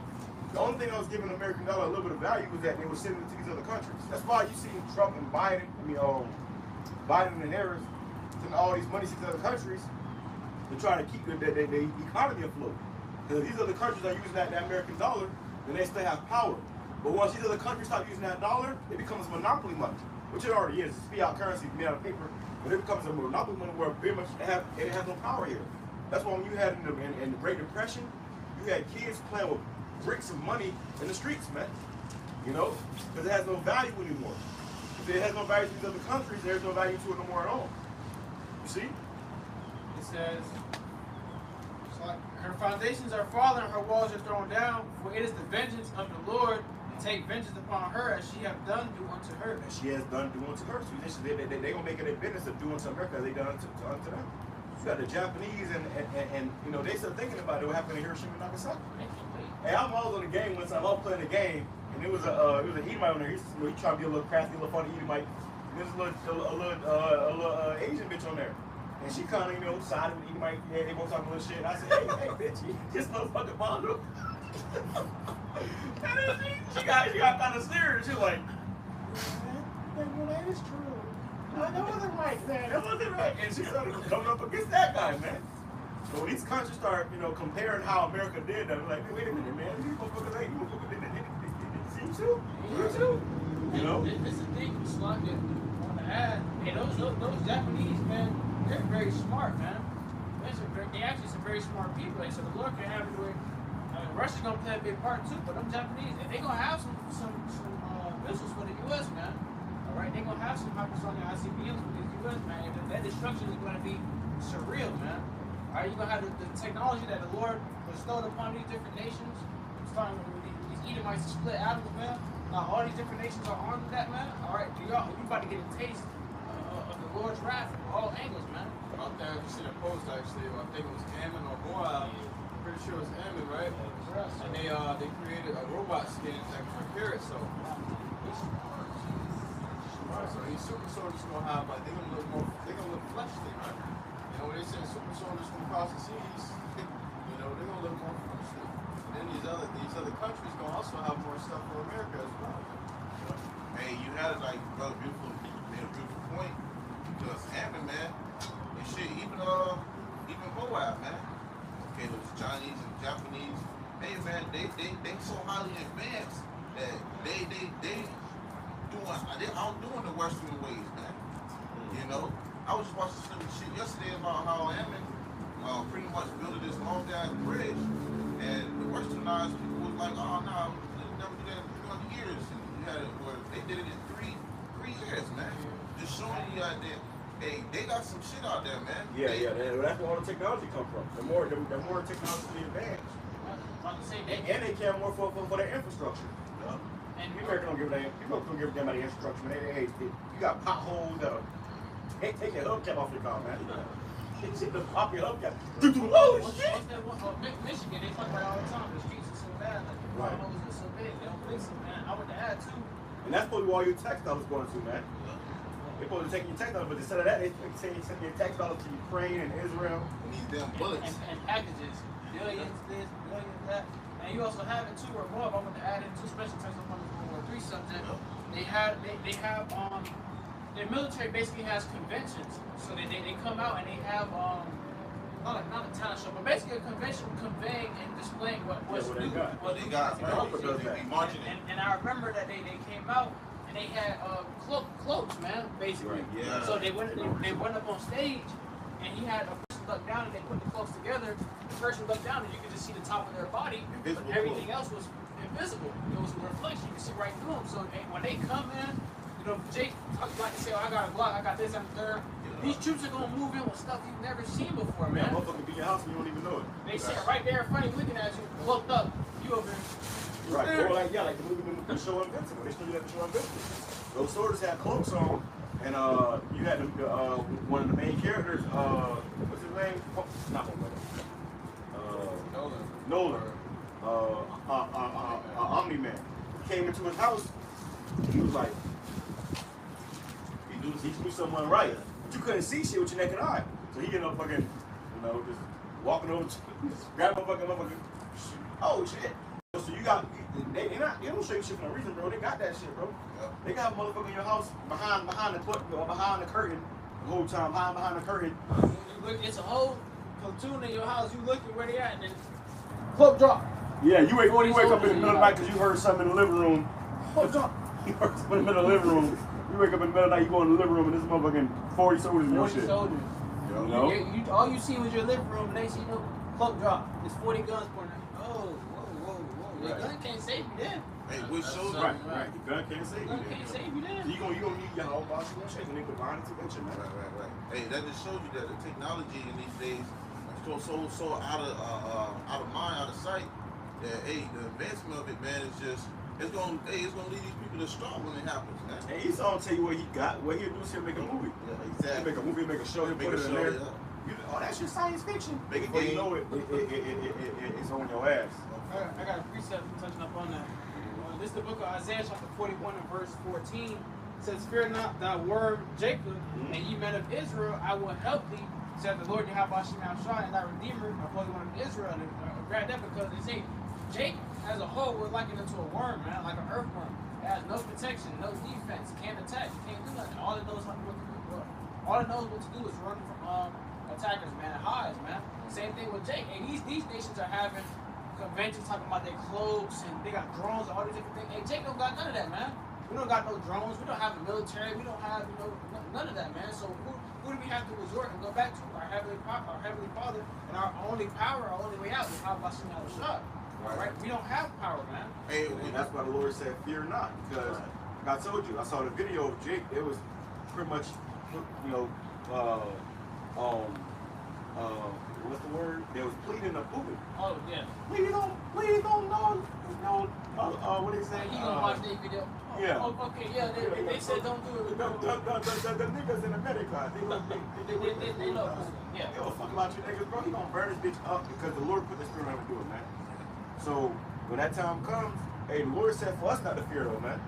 You niggas better fucking fear, but through the spirit, they elect us for serving how about my shit. They ain't gonna fear, man. You know, we ain't gonna fear. We you know, and at first your flesh may get shaken up a little bit, but then the Lord gonna kick in. Your spirit gonna kick in. The Lord gonna tap into that power. They're going, hey, come on, overdrive. Yeah. I got you.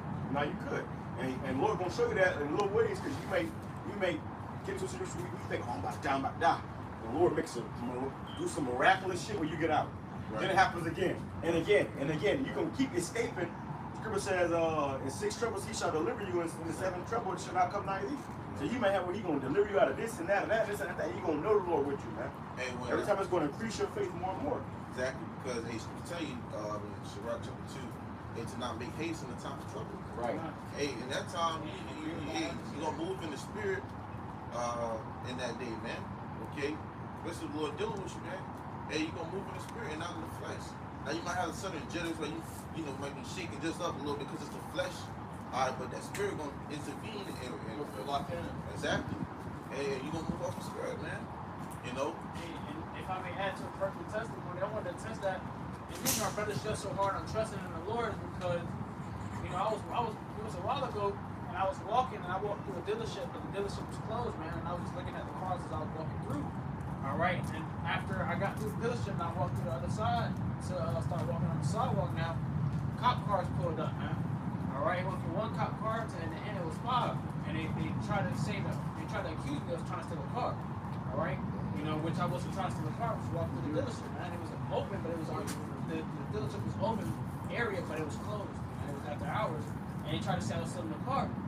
So I just kept my faith in the Lord. And I was like, he was like, well, you're going to jail today for GTA and blah blah blah. And I was like, if you run by the cameras, I wasn't doing anything. I was calm and I greet my adversary quickly. I was just trusting in the Lord. And I was probably in the cop car for like an hour, 2 hours, and at the end of the day, I ended up getting released, man. But throughout the whole process, I was never like, oh shit, man, I'm going to, you caught me. A nigga will make haste, try to run or some shit.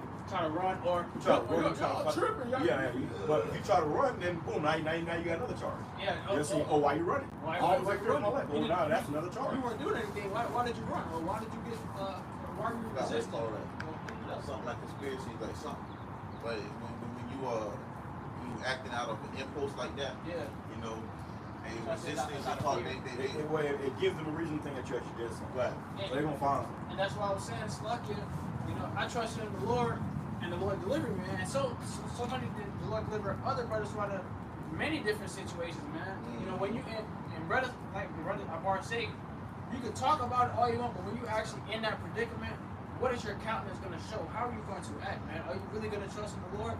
And trusting in the Lord in life or death situations for a majority of the brothers, hey, you see brothers still here. Our brothers kept the faith in the Lord, have them prevail, and that increased our faith even more. Hey, keep trusting the Lord, man. Hey, yes. No matter how it looks, just trust in the Lord. He got you. Right. Hey. Put you in a situation to get you out. Right. Hey, if I may add too, which is your part thing, because even the small things, man. Hey, you never know what your heart about gonna start working out for you on the other side, man. Just keeping the faith, trusting the process, and doing what you gotta do to the best of your ability, man. She get hard, the Lord gonna make a way, man. All right, you never know, bro. Believe that. You gotta believe that's right. That's right. Hey, and the Lord, you gonna be grateful, man. You gonna be grateful. You understand that at the end of the day, when things Lord work out for you, man.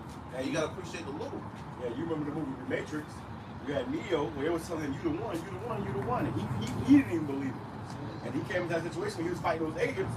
And then they was like, well, what's going on?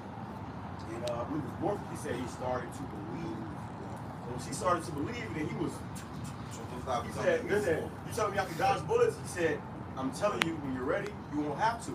And that was true, because by the end of that movie, he didn't have to dodge bullets. First of all, dodging bullets and shit. And then he didn't have to dodge bullets. He was able to stop him in midair.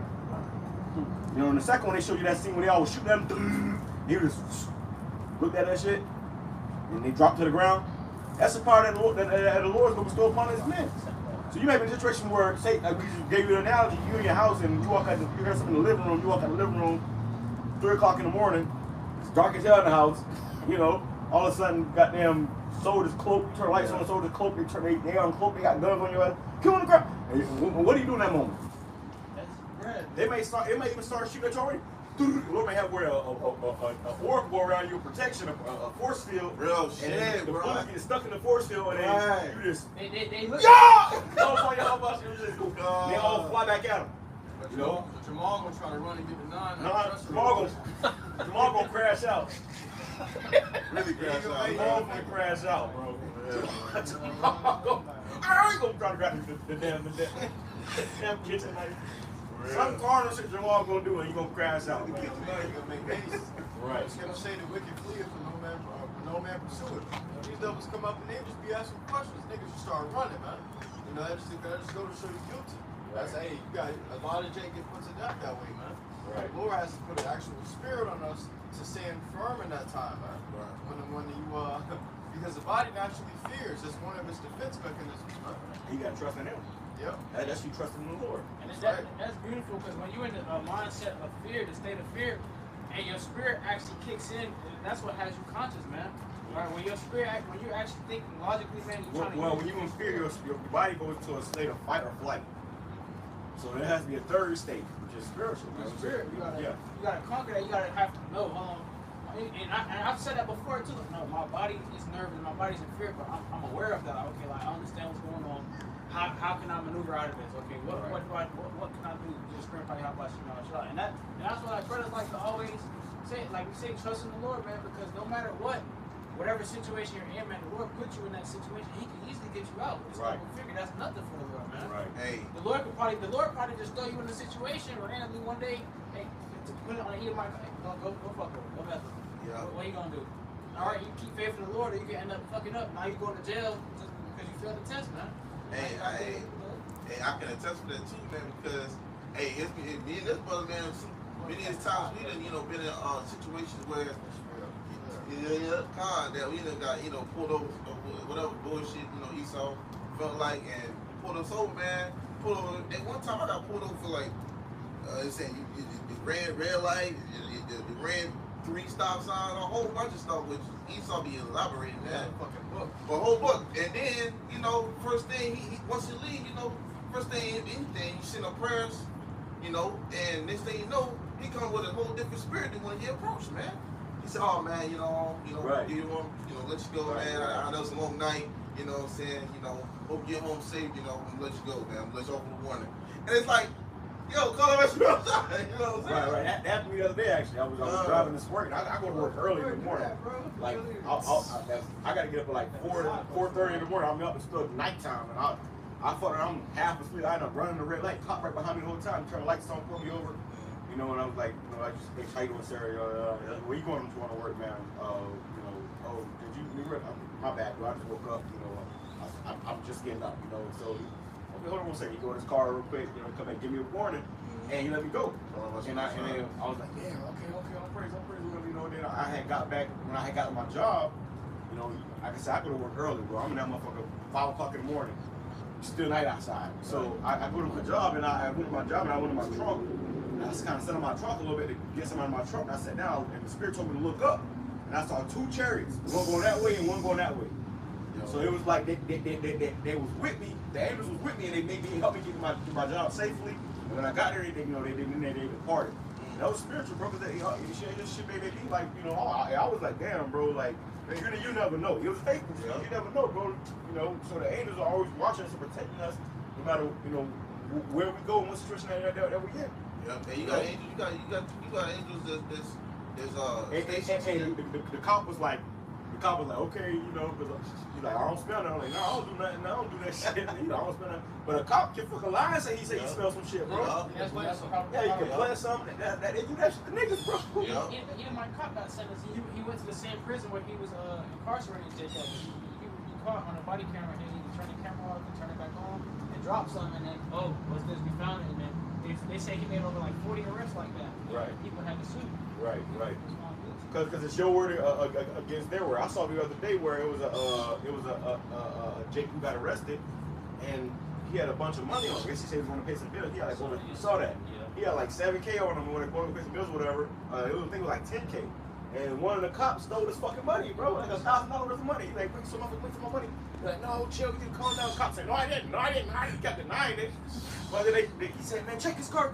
He's in his lap right now. He's watching the niggas steal his money. So they ended up doing, you know, the cops just happened to listen. They were to go over there and check the look in the car. And right in the motherfucker's side thing, it was the man money, man. Receipt.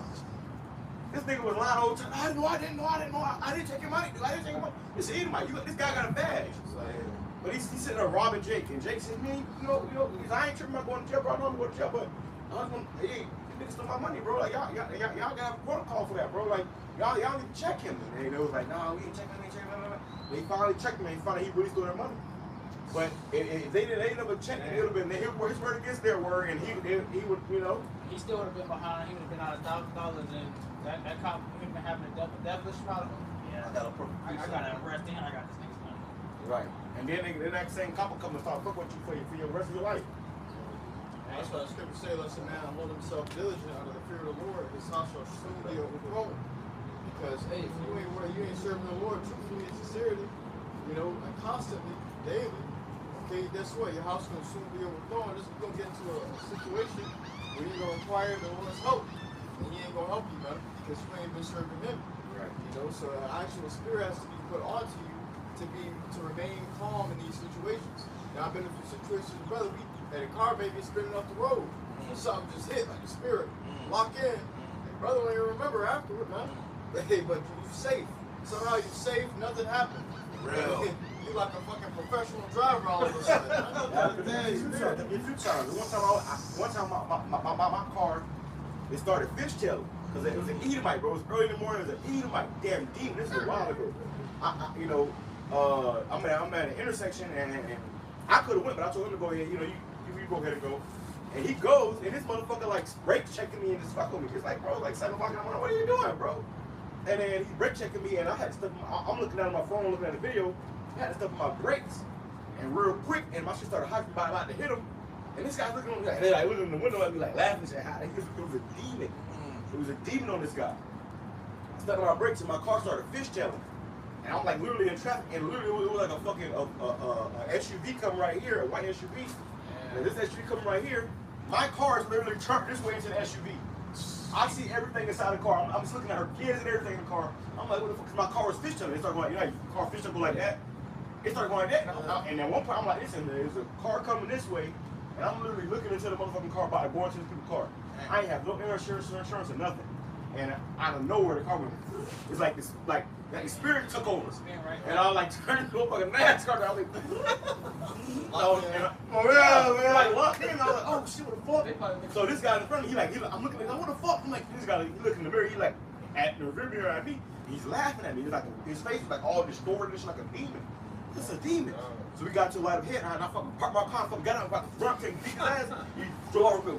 I said, I just had to calm down. Like, yo, this is all the Lord, man. This is all the Lord, because it was a spiritual attack. That's all it was. Yeah. You can get up in the morning, you got to that crack in your eye. You trying to get, and the Lord will have a demon jump on somebody just to fuck with you. Just to try to catch you off guard. But the Lord is with us, bro. Yeah. Yeah, it's your part, man. It shows you those little short testimonies, man. It's the reason why you trusting in the process, you trusting the Lord. Even when it comes to these times happening, man. Right. When even worse times come. Those are bad times, but it's gonna get much worse. You gotta trust in Yahweh, you're gonna shut the whole way, man. Those are faith boosters. How much more will we see something on you know, that's a little scale. How much on a bigger scale? On a bigger scale, You know what I'm right. saying? When everybody catching hell, and the Lord only, you know, allow you to escape. Right. You know? Light situation. Right. But it's like in a situation like that too, where everybody lose power during hurricanes and stuff, but you still got light. You're like, oh, I ain't no power. Right. That was an expression of truth. You know, hurricane came and everybody was eating out of cans, canned goods, and You don't even know the power now. Yeah. Well, my house, we didn't have nobody watching movies, playing the game. They made a full course They meal. got Wi-Fi. You know, yeah, chilling. This is Isaiah chapter 31, verse 1. Woe to them that go down to Egypt for help. Hey, woe, which means destruction unto y'all that go down to America for help. Or when time to take us trouble. That's the first thing niggas gonna do. Like the niggas on TikTok. I mean, we been cool with you, we had no problem with you. What you looking for this nigga for? Or as soon as all hell breaks loose, what they do? They go down to FEMA to you know. When the C-19 came out, they ran to those little tents to get those yabs, man. Right. All right, they ran the Esau first. Oh, protect us. You gotta have some type of serum. All right, now and remember, especially where the brothers' moms used to stay, right there off the highway, exit 48 in Tampa. They had the line that was around the whole block. They had a whole damn thing. That's the hood. That's the hood. Right. Right. It was getting a bunch of shit. Now it's coming out that shit was a whole fucking scam, bro. Yeah. People down behind that shit. There was a guy at my job who ain't been to work all week.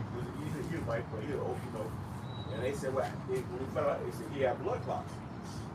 So this guy, he took it for sure. This motherfucker clotting up, man. So people still dropping from that shit, man. He might come back with an empty leg or some shit. I don't know what's going on with it. At one point, you know, a blood clot can get big enough to stop your heart. Right. To stop the blood flow from your heart, you can just drop on the floor. So these people are ticking time bombs, man. Right. That's scary. Walking So around. you have sudden D syndrome. Yeah. SADS. You know. Hey, as a matter of fact, bro, I was in the fucking store the other day. I think I was getting gas. And I was in the gas station and the fucking person behind the register was telling the other person behind the register that they had a baby that just died of sudden infant death. What the fuck? That's more common. But the mother probably had that. Yeah. That's only common in infants is if the mother is not. For one, you know, the mother nurtures and feeds the child. That's if the mother, the medicine that the mother takes, or the mother's lifestyle, man. Probably the CB19 babies. Yeah. It says, woe to them that go down to Egypt for help. And America's modern day Egypt, and stay on horses and trust in chariots because there are many. Hey, hey, you see how where that led you, man? You got all these people who are trusting in that serpent's juice. And look, they trusted in that so heavy that they trusted the next thing after that, they came after that, and the next thing they came after that, and they call it the roosters, okay? The roosters. And that still didn't help you, man. The amplifier. Yeah, you got to get more and more. The first one's supposed to help you. You got to go get more. And then they find that the first one, shit wasn't even like that. Right. It was a 99% survival rate. People, they got you with fear. What did they tell you? They told you it was safe and effective. You see? Now they're coming out and telling you the opposite of that. They're coming out now and saying the opposite of that. There's people who took more than eight of those things, man. Where are they now? And that's the thing about working at the post office that I mentioned, man. You have the day shift where it's mostly retired military people and elderly people, man. And the second shift, from 6 to 2:30 p.m., those are all elderly people, man. Every single one of them, they all they still have their mask on.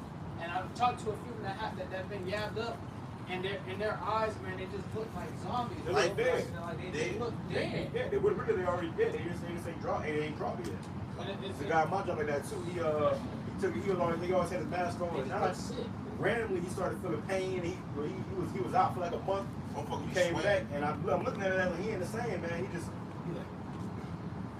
like you about to drop dead, like what the fuck? Sick, people through, man. And you might have been perfectly fine and healthy before, but now you all fucked up because you been trusting in the devil. My granddad, he took it, and my girl's dad, saying they had like a problem with their leg or something like that. Yeah, some clots. Yeah, That's how the blood cells same start. thing, same thing. Yeah, a lot of them, like for the elderly that deal with certain diseases and bring those diseases back, like cancer and shit, man. Right. All right, you know, I had my dude I'm cool with at school. He told me that his job, the manager that was supposed to hire me, she never came back. I know her, she disappeared, bro. And it was like. That's how it is. Like everyday motherfucker can just not come back, bro. Yeah. After they said the bitch disappeared, she was sick. And then I asked him a few months later, I was like, yo, what's up with the man supposed to hire me? Fuck, bro. Damn. He said that it was from a re-expiring lung cancer. Reoccurring. Reoccurring lung cancer. Because you might get cancer or whatever, you might have beat it. You take that jab, and then now that shit come back. He just brings your immune system. So like, damn, bro. That's judgment for me. How about you down the shot, man? It's like we said, Hey, the elders and apostles of Great Millstone taught you this before, you know, and before it was getting fact checks, okay, it was conspiracy theory, okay, but now they are telling you. So what is it now? You know, and nobody wanted to listen to the prophets before, okay, but now they're telling you what they did to you, right? And the article was just released. They said, hey, the army just admitted that their soldiers were harmed by that shit, but they're not going to do anything about it. Right. And you got these people who moving so powerfully. You had that one dude. He was a bodybuilder or something like that. He was like, oh man, something like that. Yeah, he was like, hey, he was like, man, oh, this is all conspiracy theorists. All right, well, let me take it and see if something happened. Everybody was like, oh, okay, yeah. He fought around and took it, All the test and then died. Damn. But then he brought the elders and apostles of Great Millstone. They told you not to take it. We told you not to take it as well. But you had cancer that told people to take it. Tell the congregation to take it, man. People was dropping dead in your congregations, man, left and right. Because what? You gave them ill advice. You know, that wasn't advice from your house, you know. That was advice from a man of this world. hey, you see brothers who haven't taken it. Hey, brothers might come out with a little common cold or whatever, but brothers still standing.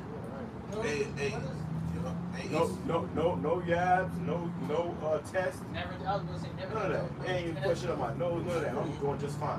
Hey, Esau he promoted and pushed that fear tactic and called. That's all through the grace of Yahweh Shem shop too, by the way, man. It was the Lord that kept us from that. It's the Lord to keep us healthy and keep us safe.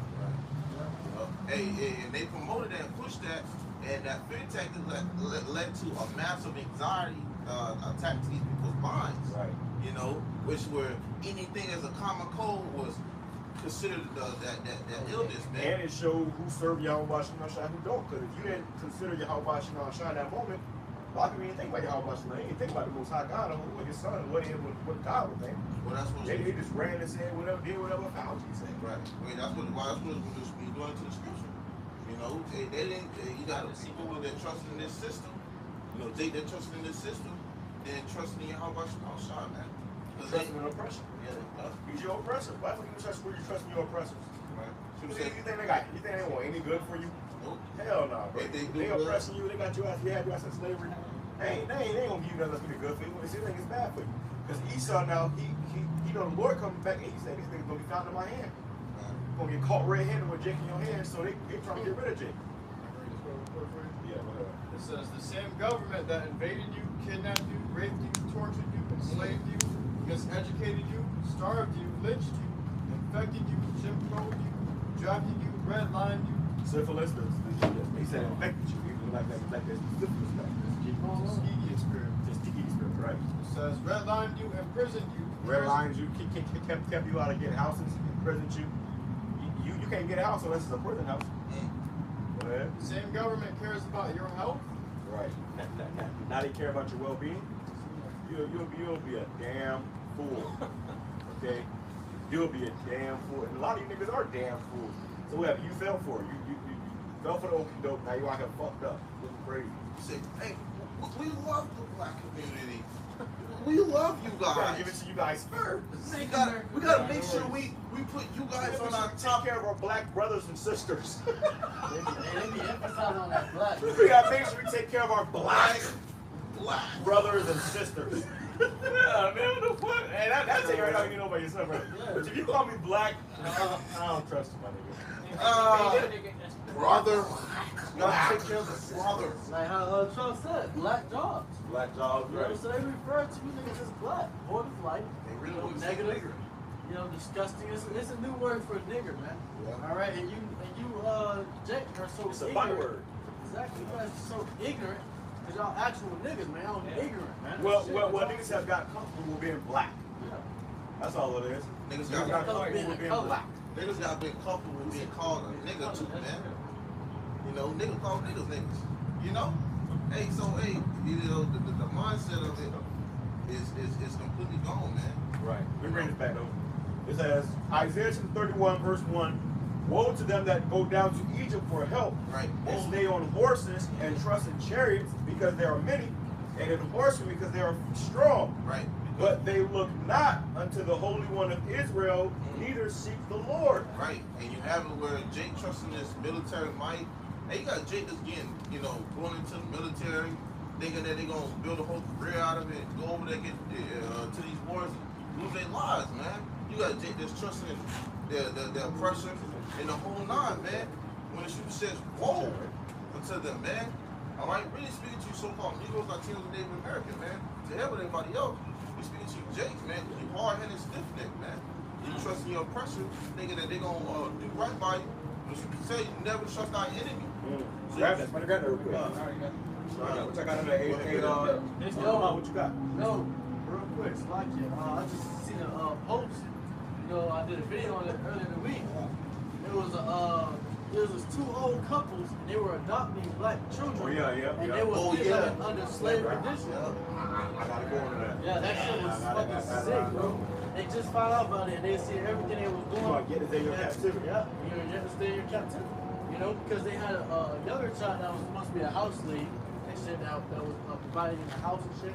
Then they had the other ones in the cabin doing laborers work, man. That's children. They adopted them just to enslave them. Yeah. So to this fucking day, bro, in America, you still got slaves. In case you ain't know. Look at that movie Antebellum, man. They still do that shit. You go down the wrong street in the south on the late night, you end up finding someone's slavery again. Hey, they still got Sundown Street, man. Yeah, it was a FedEx worker. She was saying how their job told her she can't go down certain streets and go in certain cities. Man, this shit is real, bro. You niggas got blinded by some damn Damn. not even reparations. What do you niggas get blinded by, man? Freedom. You got blinded by words, really, because you really ain't Right. got no freedom. They got blinded by You ain't got no rights either. they got blinded by the saying of rights and freedom. Government assistance. That was It another. says, No, they really got blinded by the Lord, man. Because the Lord Right. really put us in their mind. You know, when you think about it, because the Lord says, I have the devil have put an image in your mind where you can't even come to this truth, man. Right. Lord, I put in your mind, you know, these devils have made you go through all this type of slavery, break you, until you start looking at them as actual masters, man. You don't believe that you're a slavery, man. It's called Stockholm syndrome, man. All right, and that's really the Lord, man. All right, you niggas are blind because the Lord blinded you niggas, and you must be destroyed. You know? It says, yet he also is wise. Yet he also is wise and will bring evil and will not call back his words, but will arise against the house of the evildoers and against the help of them that work iniquity. Now the Egyptians are men and not the Most High. And Just Egyptians, but they are men. right, which is your oppressor. Yep. These Americans are the modern day Egyptians, Yep. Babylonians. And scripture say, cursed be the man that trusteth in man, flesh that trusteth in flesh, making flesh his arm. Because what? These men fail. They run out of breath, they get tired. The Lord said he never gets faint, he never gets tired. He never has to rest, sleep, or eat. Men do, man. Okay? And men they can fail to emotions. You know, the Lord is the same, man. Right. Okay, and he moves instantly. You had an instance last night where I got like a rain camera and it shows the community, what's going on in the community. Everybody that's got a rain camera Yeah, in the area. I saw that. That's what And the fucking, everybody's reporting a blackout. Everybody reporting a blackout. I didn't have a blackout at my house. Everybody reporting a blackout. Somebody said someone tried to forcefully enter their house while their lights was off, man. Right. What you gonna do when that's how you gonna call the cops? And that's They gonna what- take 10 minutes to get there. How long was that blackout? That blackout lasted like 2 hours, 3 hours. Wow. So when you first hour, motherfuckers come breaking your house and shit. Man, come on, bro. That's the shit for the get real, bro. That's why you gonna need your whole bunch of shot with you, man. Cause when that was 2-3 hour blackout, motherfuckers already trying to break in your house, man. Right. So imagine when America's all of America's facing a blackout. It's over, bro. Right. You got that either. Everybody ain't gonna be able to call the cops. Hey, the rich ones are And gonna. it ain't gonna be no news, no app to tell somebody to break my house. Nah, then they said try setting off a car alarm to scare them away. What the fuck? What? Brothers, remember that the one movie where there was a Jake family, but they were in a rich neighborhood, where all the Edomites were basically like they're like killers, I believe. Bill. I think it was that show. It was basically where it was kind of like Jacob's Trouble type of scenery in the rich neighborhood. That basically that scene of the rich neighborhoods, man. Those were the first houses that got ravaged into, man. Those houses were the first that were pillaged, man. People were going, hey, where's the closest rich neighborhoods in our city? Let's go there. They got the cars, they got the money, they got the substance. I don't remember. It was an old movie where people they had red jumpsuits on. I think it was like the family that wore red jumpsuits. That's about us. It might have been us, maybe the first It one. don't matter what it was. I don't remember what it was, but basically it was in that the scenery of Jacob's Trouble. All right, and people went pillaging people, man. Like you said, within the first hour, man. Hey, people go out to these government officials. All right, all these people of notoriety and power, man. They're about to come down with it. They gonna be I had a dream of that, bro. I had a dream that we got EMP, bro. And then right when we got EMP, all you heard was glass break and fire just pop out of nowhere. It's like motherfuckers was just waiting to get EMP. All the lights got shut off, and it was just killing. The lights come out. Hey, the freeze gonna come out, man. People that lose, they lose. So you thought these people are they waiting for something to happen. They're waiting for, then you got these peppers, they all waiting for something to happen. But when it happens, that's when people gonna really start showing their true colors. Well, You see?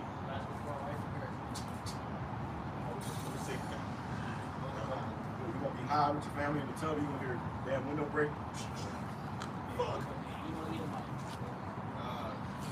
and when the lights go out, everything is very quiet. So you can hear a fucking a needle drop, man. Right. You know, that's gonna be scary when you got people, you hear people all the way down the street screaming for their lives. Their house getting broken into. You gonna have your neighbor get dragged out of their house. That's when you're sensitive. Losing their fucking mind. When people gonna get dragged out of their house. You got women gonna be getting ravished. Men that's gonna be getting, shot. You name it, bro. It's gonna be like that out there, bro. That's why Lord has been preparing us this whole time, having us doing this work right here. This is all that's gonna matter in that day, man. Nothing else gonna matter in that day, but what we doing for your whole body, right now in our faith. See? And then we endure to the end. I got that Ecclesiastes. Let me read it, finish this up. It says, verse 3, now the Egyptians are men, and not the Most High, and their horses flesh, and not spirit. When Yahweh shall stretch out his hand, both he that helpeth shall fall, and he that hopeth shall fall down, and they all shall fail together. Hey, so you hoping in this devil, okay, and this devil helping you. Both of y'all gonna fail, man. The Lord stretched forth his hand, okay. It ain't gonna come to succession, but the Lord always succeeds his missions. It's inevitable. Yep. It's inevitable, man. You're gonna fail. So you people that do that, man, hey, like I said, the niggas on TikTok. Oh, help us and no black Putin, Trump, man. You through. You're supposed to call him finding help by man. That makes you more pissed you seek out Putin, and trust not in the Holy One of Israel, man. The Lord will prove the point to you. And you love to do it to the crowd, man. And hey, the scripture says the simple pass on and are punished. Because you want to be simple, you trust in the simple things of the earth. You trust in these devils. Okay, guess what? You'll get punished for it. And we've already seen a great big example of that, man. People still dropping to this day from that shit. Right. This is Isaiah 30, verse 1. This is originally what I thought I was reading, but it says, woe to the rebellious children, saith Yahweh, that take counsel but not of me. They take counsel but not of the Lord. They calling up the Nurse FEMA Center. Okay, they calling up, hey, when something happens, Niggas was waiting for Fauci to get on TV. right. When something happens, the first thing they go to is Esau Edom. What can we do? What can we do about this? Call the police. Call where is Fauci? And now Fauci getting death threats and shit. Okay. So you can't trust in no man. You gotta trust in Yahweh Shemel Shai, man. You don't trust in no man. You trust in Yahweh by Shem Yahweh Shai. Roger was a few years ago was gone go. He said, "Hey, take it, save it back. You gonna be all right." I ain't telling you it was bullshit. You know, we fucked up. We fucked up, man. You don't hear too much from these guys anymore, man. Hey, the threats got to be the threats. It says, but not of me, and that cover with a covering, but not of my spirit. So they cover themselves with a covering, but not the Lord's Spirit, man. That say that they may add sin to sin. So that they may have sin to sin, man. Okay, because they know if they want to be protected by the Lord, they got to cover certain guidelines. They got to follow certain rules and live a certain way. Can't be important no more. Yeah. Damn. And the niggas don't want to stop that, man. I was possible thing. I was down, big ass seafood, man. I was like, damn. You know? And that's why they don't want to come to Yahweh Shemel Shai. That's why they rather go to Esau. And depend on Esau. Esau will let you be a nigga. There's no bacon across the street. Esau will let you. You know, he ain't got on a bunch of abomination, man. When it comes to Yahweh Shemel Shai, you can't do that. It says that walk to go down into Egypt and have not asked at my mouth to strengthen themselves in the truth of Pharaoh. They don't even sit up in prayer. Right. They don't even say, Lord, what can we do? What should we do? Lord, what should we do? And then they post on Facebook or social media, pray for me. Right. You know? But they ain't pray. You ain't pray, nigga. You want somebody else to pray for you? They praying to different gods and shit. Now it's getting worse for you. Dang. It says, right. It says to strengthen themselves in the truth of Pharaoh and to trust in the shadow of Egypt. Strengthen themselves in the strength of who? America, man. Because America's modern day Egypt. You know, the shadow of Egypt is America. You know, it came after Egypt. You know, and this is where we were brought to from slavery, the house of bondage, man. So they want to strengthen themselves in America's products, man, with America's forces. And guess what? You're gonna find yourself surely fucking forsaken, man. The Lord said, trust in Him, and you will never be forsaken. Yeah. But hey, this devil's forsaken you countless of times. Yeah. He's a covenant breaker. He tell you gonna do this for you. Guess what? He turn around and stab you in the back. His words were smoother than oil, but yet with a drawn swords. Man. Right. I mean, how many times does the devil have to keep on this? You know, see dead, see someone left over life this man. A nigga ain't gonna get it. Right. That's the point. They shall know that I'm death by pain. Yeah, how long you simple ones love and simplicity, man? You know, so Jake is in a dull mindset.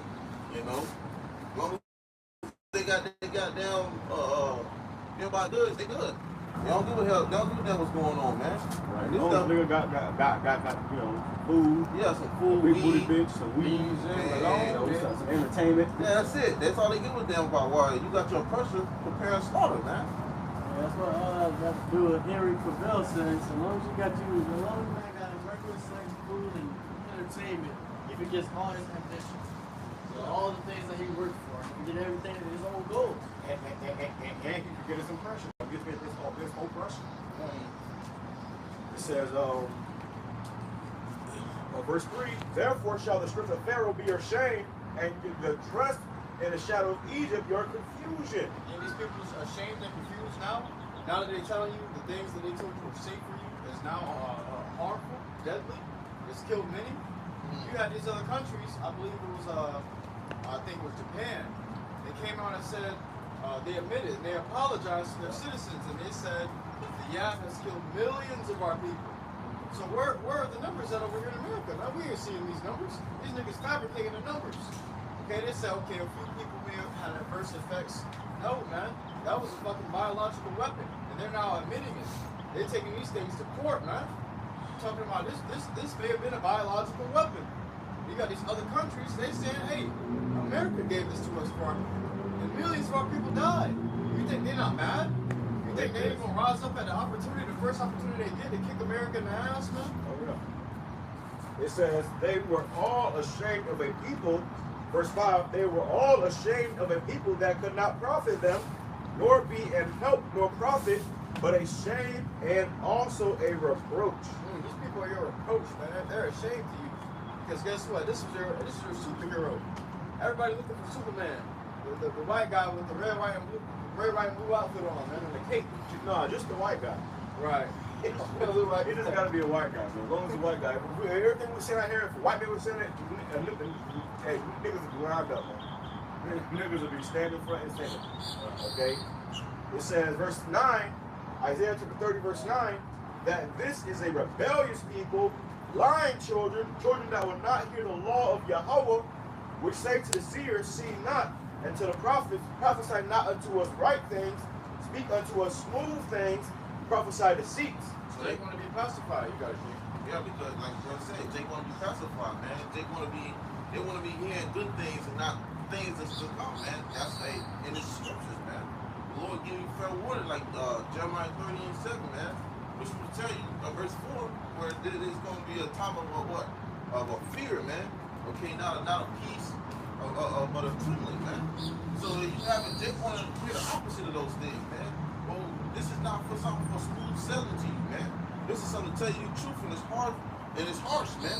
All right, and that's exactly what the church do the complete opposite, man. Right. That's why these people go to these churches and sit there and still be as they be as wicked as they come in and come out even wickeder, man. I mean, like the point I touched upon earlier, the Issachar church, Mexican church, was selling plots in heaven for $100, man. That right there in itself is a scam. You know, it's showing you that these people they're going to this church, they believe in their pastor so much. If I give you this $100, you're gonna give me a space in heaven. They said the Lord told me to do it. The Lord told me to do it. They don't know the Lord. Well, that's the whole The Lord ain't in them churches, so they don't know the Lord, man. I did about a video about that about a pastor who nigga said he was ascended up into heaven and leaving this congregation behind. This nigga had a rope wrapped around him and was going up into the ceiling, to the attic. He had a candle move, nigga went into the attic. The nigga, oh my god, niggas are fucking simple, bro. The Lord ain't dealing with niggas like that, bro. The Lord wants to leave niggas, that's why niggas gonna melt, bro. Lord shall leave you there and melt you. Yeah, hell of a drug. Yeah, you got niggas that's fighting for Christianity to this day. What the fuck you fighting for Christianity? You learn Christianity is slavery. You learn Christianity is slavery. You still hold on, you got Stockholm syndrome, still hold on to plantation Christianity. Lord gonna vaporize your ass, man.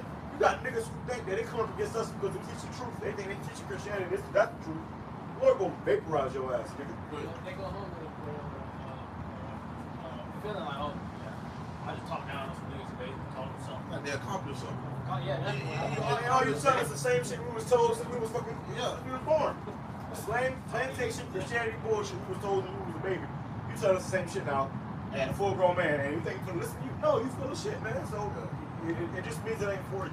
Hey, so what it is a so-called religion to worship the so-called white man. Right, white supremacy. Hey, Forward white supremacy. Hey, when I was growing up, man, and I grew up in that shit, I looked at it, man, and I just could not, I could never get right with Couldn't this get shit, jiggy with it. I'm just like, what the fuck is I? Hey, cause I used to hide from church, bro. Yeah, It was too buttery. It was too cheesy. It wasn't They used to tell realistic. you that you was gonna go to hell for not liking it. I ain't never believed none of that shit, man. Straight up. Well, you know what it was? The spirit is, that's why you brothers out here now, because the spirit is something which you let me know. The Lord ain't in them churches, man. So we go in the church, we look at motherfuckers, grandma falling over the floor. They got the music blasting. That shit is a spell. That music was so fucking loud, bro. I don't know how you hear it. It was like 2 clicks. It was like 2 clicks from your eardrum was bursting, and you hear the motherfucker.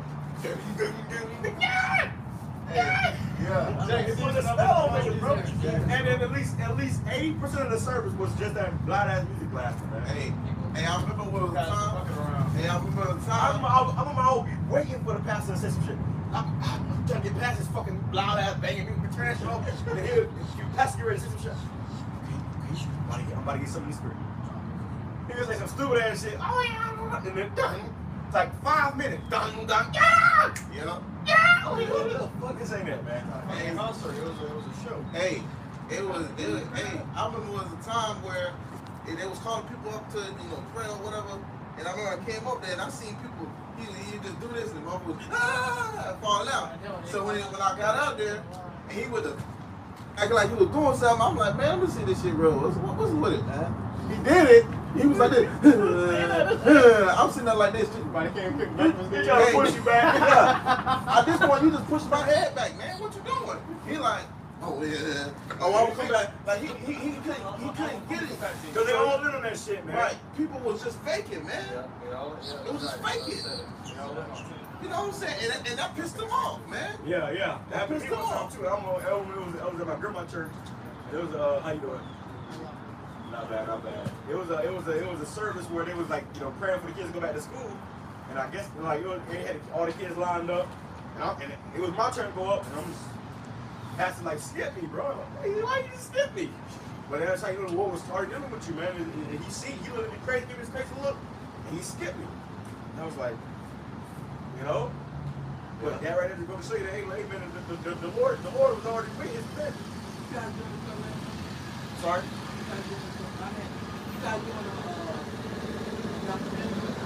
We'll be teaching the Bible. So we young brothers that believe in the Bible, and the Bible is about the Hebrew Israelites, which are the so-called Negro Hispanics and Indians. So we come out here and we document us, going to the people, giving us the true breakdown of what the Bible is talking about. That's on the, can I take a picture? Yeah, absolutely. Yeah. Oh, this is what I'm doing. What's that right there? I go to the river of Tampa Bay. Okay, we'll hear about it. Can I get one of those if you don't mind? I heard about the river. Now, did they tell you that the Lord, according to the Bible, was a so-called black man? What? Did they tell you that the Lord, according to the Bible, was a so-called black man? I've heard that. You heard that, right? But did they tell you that at that church? Here? Yeah. They I didn't say that. haven't been there like about a year. So, Right. So you've been here for about 30 seconds. We're gonna tell you right now. How about that? What do you think about it? Yeah, I've heard it before. Okay. Well, somebody grab it real quick. Go to Revelation. Go ahead. This is the book of Revelations, chapter 1, verse 12. And I turned to see the voice that spoke, or spake with me, and we turned. Now this is John the Revelator. The Lord is about to appear unto him in a vision. He's about to see what he looks like. He's about to describe it to the best of his ability. Let me write this down. Go ahead. Yep. I saw 7 golden That's good. candlesticks, and in the midst of the And 7. this is the KJV Bible, by the way, Salah. It's the Which one is KJV good? Bible. Revelation 1, verse 12. See, these churches, they hardly ever go into Revelation. There's a lot of prophecy they don't really 1 understand. verse 12. Right. But in these last days, the Lord is warning his people, giving us this true doctrine to come back to him in truth and in sincerity. Because you see, well, if we was going into it, you got Russia, China, Iran, Saudi Arabia, they all get ready to bomb America. Yeah, I was just getting ready to what? They all get ready to bomb America. They send nukes. They all got nukes. And they get ready to send those nukes over here to blow America up. That's Bible prophecy, which in the Bible talks about the lake of fire. The real lake of fire is going to be America engulfed in thermonuclear flame. Well, okay. Where's that in the Bible? We're going to show you. I'll finish real quick. This is verse 13, back in Revelation chapter 1, verse 13. And in the midst of the 7 candlesticks, Which is the menorah. All right. Who got it on?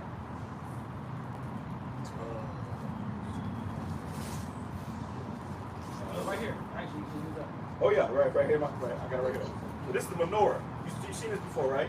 With the candlesticks, right? So we say in the midst of this is the scripture. Read that part again. verse 13, and in the midst of the 7 candlesticks, one like unto the Son of Man. The Son of Man, which is the Lord. His true name is Yahweh Shai. All right. His true name is Yahweh Shai. That's his name according to the Hebrew. All right. And it said, one like unto the Son of Man, the 7 candlesticks is the menorah. Now the Jewish, they have 9 candlesticks. Did you notice that? They have 9, but the Bible says 7. I've read that in the Bible. Go ahead. Clothed with a garment down to the foot. He had a garment down to the foot. So this is the depiction of the Lord, according to the Bible. He had a garment down to the foot. Like we got garments down to our foot. So this is a garment, and it's down to the foot. Right? Go ahead. It says, and girt about the pass with a golden girdle. And girded about the pass with a golden girdle. He on the golden belt. Go ahead. His head and his hairs. His head and his hairs, meaning the hair on his head and his hairs. Go ahead. Were white like wool. Were white like wool. Now it was white, but the texture was woolly. What people on the face of earth have woolly hair? That's right. That's right. Right. Go ahead. It says, as white as snow, As white as snow. Go ahead. and his eyes were as a flame of fire, His eyes was a flame of fire. Go ahead. and his feet His feet, because you had John the Baptist, or John the Revelator, he was kneeling down. Like grass, right? Yeah. So he's seeing his feet now. If I see your feet, it's gonna be the color of the rest of your body, right? So because he's saying he's seeing his skin. Go ahead. and his feet like unto fine grass, as if they burn in a As furnace. if they burn in a furnace. So grass is a derivative of brown. If you chuck it into a fire, it comes out dark. So the Lord was a so-called dark-skinned man. All right, according to the Bible. Go ahead. They didn't tell you that in that church because he's a dark skinned man. They not dark skinned. Okay, so what you're saying is that we've been taught wrong. Right. A whole lot. And we young brothers, and we had to come to that understanding. We was taught, we weren't taught according to the Bible. We was taught according to people's to the theology school, and really this, to the so-called white man. Because when we learn Christianity, we learn Christianity in slavery. All right, and the white man give us nothing to give to get us out of slavery. So now we come into the true knowledge. When we actually open the Bible, it's in the Bible. Yeah. You see? That's what everybody It's in the Bible now. So because before we couldn't read, you know, and now we know how to read. So now you know how to read. You actually read the Bible, and you come to the true understanding of the Lord, because it's important for all of our salvation. Okay. Well, actually, back to what I was doing is I go to the river and we were taking surveys. Okay. Okay. So What kind of surveys? What your Christianity? Well, we believe in the Bible. We're not necessarily Christians, but we follow the Bible to the best of our ability. See what I'm saying? Because Christians don't believe in the Messiah the way the Bible says he is. See? But it's in the Bible though. Right, exactly. That's what you may think. But everybody, you know, minus the horn, this in everybody's church. This in grandma's house, this all over the place. And this is what Christianity promotes. You see what I'm saying? But what the Bible said. Yeah. You see? So that's where there's a disconnect. And us being young brothers, we said, you know, some man, wait a minute, older. But it's only one living God. That's right. But I mean, you gotta worship the true living God. But if you worshiping this guy, he's not even in the Bible. Are you worshiping the true living God? Well, somebody grab what is that? Daniel chapter 7.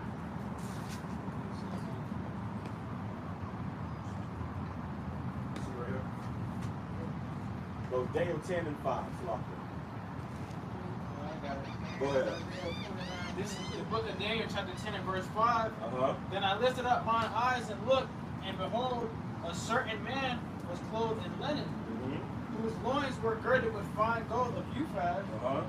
His body was also like a beryl, and his face as the appearance of lightning, and his eyes as lamps of fire, and his arms and his feet like in color to polished brass. Arms and feet like in color to polished brass. Go ahead. And the voice of his words like the voice of a multitude. Is that Daniel. That's Daniel 10 and what? 5 and 6. Okay. Verse 7.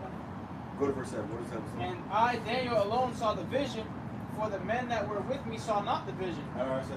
It was supposed to say the Ancient of Days. The Ancient of Days is it?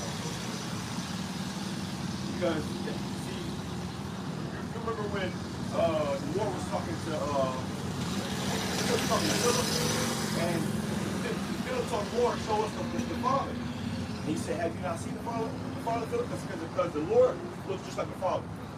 See? So in order to get to the Father, though, you got to go through the Lord. So if they ain't giving you the right Lord, then you ain't getting to the Lord. Right. Exactly. But you got to come here in truth and sincerity. Somebody grab that. You grab that the true worshipers. Anyway, this is where I go. You heard of the river spirit. Right. So what are they asking? Are they asking you to get us to go there? No. Actually, what we do is we go out and move and so same thing you got. Okay. But you win the soul, or you win the souls into the truth, or you win the souls into the river? To the truth. Well, as the river teaches the truth. Yeah. They tell you that the Lord was so I think you should come. I'm definitely not coming. All of y'all should come. We would never be able to go to the river. They they're not teaching about the Bible. That's a business. And there's no offense to you, but you see, what the scripture says, go into the highways and hedges. So we out here in the highway, you know, in the elements, you know. They in some building. No, Really, I just really, come out. I understand, but they in the building teaching. See, what we do right here is I got a survey. What we do is we just take the survey, and right here, what we do is we ask, this is the sinner's prayer, and once you pray the sinner's prayer, you can say yes or no, whether you accept Jesus Christ as the Lord and Savior. But the Lord's name ain't Jesus. The letter J is the oldest letter in the alphabet. So what did they call him 2,000 years ago? The newest law. So what did they call him 2,000 years ago? I don't know. I was talking to somebody yesterday and they were saying Yahweh or something. Okay, so they getting close, but the Most High's name is Yahweh, which means he exists. His son's name is Yahweh Shai, which means he delivers. But this is what I don't get. Why? Why does it matter? No, I'm saying it's only one living God. So why is everybody one? You got this denomination, you got this denomination, you got this denomination. But it's only one true living God. Right. And that's because you got everybody trying to remix the truth.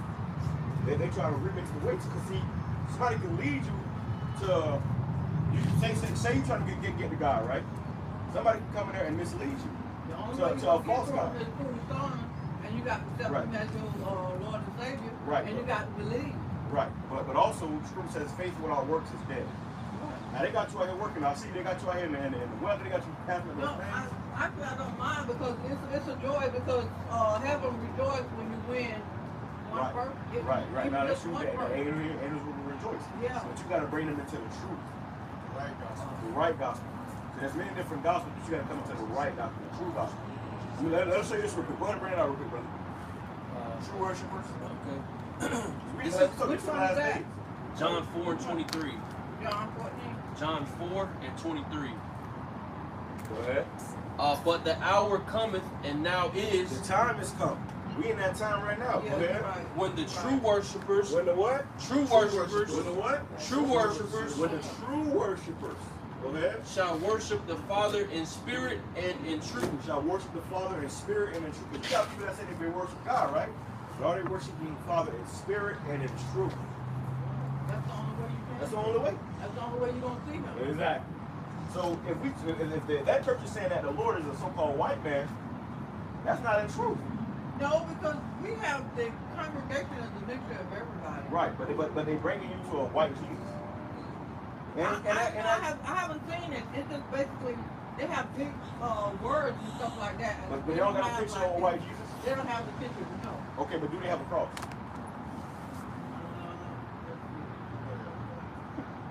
No, I'm trying to see. Yeah, actually they do. They got a cross. When they preach. Right. When they preach. Well, that cross Yeah. is an idol.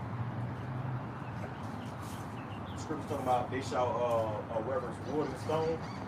The wood is the cross. The stone is the cobblestone. Christianity and Islam. Those are false religions that was given to us by our oppressors. That's what they were talking about Islam. I keep telling you that's what I don't get. One God, one true and living God. Right. But I don't know how many denominations. You understand? Right. Go ahead and bring it out real quick. This is the book of Hold on, Deuteronomy, brother. chapter 28, verse 36. Uh-huh. The Lord Yahweh Shai shall bring thee and thy king, which thou shalt see over thee, unto a nation which neither thou nor thy fathers have known, and there shalt thou serve other gods. There shall you serve. We got brought into this nation, and we was in slavery, right? And there we shall serve other gods. Go ahead. Wood and stone. Wood and stone. So you got people. Black people worship two religions, either Christianity or Islam. Christianity is the cross. They wear the rosary, the wooden cross. The stone is the cobblestone. They fence around that cobblestone. You had people. Yeah, the cross, but also the cobblestone. You had these people that went and did a pilgrimage to the cobblestone, and over 2,000 of them died from heat strokes. That's over there. Yeah, over there. Yeah. In Mecca or whatever they call it. 2,000 people died from heat strokes. So that means the Lord ain't with him. If the Lord was with him, he was proud. No, they wouldn't have died. You're right. Yeah, they not if you got God. Right. And not if you're going to go praise God, right? But the true God of the Bible killed them because they was praising a false God. No, they wouldn't have died. So they would have brought them through. Exactly. That's for sure right there. Exactly. I know that. So some ain't adding up. Go ahead. Was it on that? Yeah, go ahead. Bring that back. God do miracles. That's right. Right now. He ain't gonna let you die of heat stroke on the way to service. That was the devil right there. That's right. So that's why we say, that was nothing but the devil right there. That's right. Go ahead. But the hour cometh, and now is, when the true worshipers shall worship the Father in spirit and in truth, for the Father seeketh such to worship him. The Father seeketh us to worship him in spirit and in truth. There is no back and forth. Ain't no this way, that way. It's one way. Yeah, you're right. It's Go only ahead. one way. That's right. Go ahead. God is a spirit, and they that worship him must worship him in spirit and in truth. In spirit and in truth. Now, you got these established Christian churches. They're not bringing you to God. No, the way I preach it, the same thing he just said. And he preached it just like that. You have to worship him in spirit and in truth. Otherwise, you're not going to get to heaven. So, let me ask you this then. What's your nationality? No, right here. He's from, you got to. That's a white man. This your pastor? No, you got to read it. No, it's your pastor. No, guess what? Guess where he's from? Where you from? You're not going to believe it? Where you from? Africa. Oh yeah. You was over there touching on them kids. That's where he's from.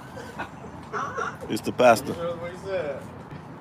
Yeah, That's the pastor and his wife? That was just the pastor. Yeah, she's from Africa too. From Africa, huh? They came over here. You can read the whole story. Go online. He's online. Go online and you can read the whole story how they got over here. They give revival. That's how they got over here. And they from Africa. So my question is though, like, when they have this church, right? When you establish a church like that, and which I heard about this church. They got multiple who do church like this, No, right? actually, they do revival. Africa, Okay. they go all around the world. Mm-hmm. That's how they got to America. Okay. So that's how they got to America. Okay, I understand. So what happened was they went to Africa. No, they were born. They are African. Okay. Both of them. You know, Okay. they white. All right. So what's your nationality? I'm American. You American? So where is American in the Bible? Afro-American, whatever you call it. Right, whatever they call it. Right? That's me. The Bible is for the Hebrew Israelites. And as you come into this knowledge and understanding, you're gonna find out they're supposed to have taught you the truth about who you are. You see what I'm saying? I'm not you. Okay. So right here on this chart right here, hold this sign up. The Bible is about the 12 tribes of Israel. Okay. And you got Negroes here in America, which are the tribe of Judah. Those are the real You Jews. gotta look. Hold on, let me show you here. Let me show you. This is let me show you. This is on Joe. He don't preach that. Here we go right here. River Church. And all you have to do is go online and everything. He do a lot of tremendous stuff for the community. Actually, people all over everywhere. Shalom, y'all. And you gotta go on here, you gotta read everything. Call me, brother. All right, I got you. See, you've heard of him, right? I heard them, yeah, I heard them. Shalom, Yeah, yeah. that's what's up at the top. All right, brother. Go. 1438 days. All right. He took a stand. Stand for what? A stand for, you remember they had COVID? They weren't them, Touch that. You ain't do it? Okay. that's him and his wife, so you gotta go and read everything from the beginning, how he got here and everything, and then you'll understand. He preaching the truth. Okay. Straight up, he was saying, what he was just saying is spirit and truth, that was like last week. Okay. So you go, when you get a chance, and they do a lot of, actually, Monday, I think they leave to today, they're going to Where they gonna have the Olympics at? But anyway, they're going over there. I They're got going you. over there from first. It's on here. They're Good going job, over there from first Okay. to The water. Love, brother. July. Okay. As a matter of fact, they getting ready to have revival over there now. All right. Go read it. For real. Well, we read this, right? Read the Bible. For real. Read about him and you'll see. We'll appreciate you. Okay, well, I appreciate you guys too. Well, read about him and you'll see he's not doing no false prophet Okay. thing. All right. I'm gonna check him out. But look, For real, check him let me out. ask you this though. Why him He is got from Africa. but why him got no beard in his face? Don't ask me, I don't The know. Bible says you're supposed to have beard in your face. I don't know. He following the Bible though, right? Yeah. Real quick, somebody got it real quick. Yeah. So you gotta be able to see these signs. You know what I'm saying? Somebody got it real quick. Because I hear what you say, I know, and I know that I can't convince you to go to that church. Guys, well, that you guys. So what? The Bible says Yeah. you have beard in your This face. is Leviticus chapter 19, Now, verse this is 27. the law. The law still stands. All right, this is the first. The law is the first Bible book of the Bible. This law still But stands. anyway, he I see, but is he following the Bible for it? check it out. Right here. Okay, Kingdom, but Check it out, who was the check it Kingdom out, for check though? it out. Who was the Kingdom for though? What he does is he builds what he does. His ministry. He builds, like you guys, if you want to go to Bible college, and we charge nothing. And then, and he don't hold nobody back, and he sends them out. Oh, really? All over the world. Well, they teach you in the Bible college. Yeah, of course. Of course, you got to teach them. Okay, well, Let me it's show you something. okay that we can agree to disagree. That's right. It's okay. Yeah, that's all right. But I want to show you something real quick because this man, he ain't following the Bible. Look, no. Look him up. I'm gonna look him up. For But real. from this picture right here, I can point out 5 ways he ain't following the Bible. Now, you just told me you say you're supposed to have a beard. Bring it out real quick. Just say it now. Real quick. Just something simple. Leviticus 19, verse 27 Uh-huh. says, Ye shall not round the corners of your head. So you're not supposed to make yourself bald. Go ahead. It says, neither shalt thou mar the corners of thy beard. You're not supposed to shave your beard off. See? But we can't be bald head and we can't come out here with no beard on our face. He shave his beard every morning. So he's disobeying that law, that commandment right there. He's disobeying that part of the Bible. So I'm just more about he disobeying. Now we ain't perfect. Oh, no, We ain't perfect. Hey, listen, we ain't perfect. We still fall short, you know, but at the same time, We all fall short. we all fall short. But something as simple as not shaving your beard. That's between him and God. Right, but he's supposed to be leading you to God. That's between him and But God. he's supposed to be leading you to God. He's supposed to be leading you to God. So if he leads you to God and he got a problem, God got a problem with not having beard in his face, what the devil have a problem with you about? Follow this guy. You got a false Follow prophet him? out there. I'm kind of like locked in a little bit. I'm locked in now. I know you locked in. I know I'm you kind of locked like in. locked in now. Yeah, I know. They got you out here doing their No, business. I don't mind going winning souls. I know, Because but are you winning that's going souls, into though? that's going into my account and never. I understand that, but all you want to do, you gotta really teach. You gotta come to the truth. Yeah. You know? It's right here. Did you read it? Did you read it? Did you read this? We ready. That's what we do, and that's what we ask. And then just, if you guys have any kids, pass that around. And for the 4th of July too. They having dinner. I mean, they having and they do fireworks. It's huge. Oh yeah. Yeah, they do it right out there on the property. All right. Well, we appreciate you. And this is what we lead people to God with right here. We just ask them to say the prayer. Okay. That's the script. This is For winning souls. Go ahead. That's the script. That's the sinner's prayer, right? Right. But this is John 9:31. It says, Now we know that God heareth not sinners, but if any man be a worshiper of God and doeth his will, him he heareth. Which one is that? So the Lord doesn't hear sinners. Which one is that? Oh, that's John 9:31. Wait a minute. 9:31. So it's come to a point where you really got to stop trying to sin, and we're gonna be sinners regardless, but to the best of your ability. So something like shaving your beard, that's something light. That's something that at a full grown man that you can do. Okay. John what? 9 verse 31. Chapter 9 verse 31. When you get home, I want you to read your scriptures I read closely. my Bible. That's good. That's good. Read your Bring scriptures. your own scriptures. And ask yourself, is Pastor doing this? And you gave me some more to read.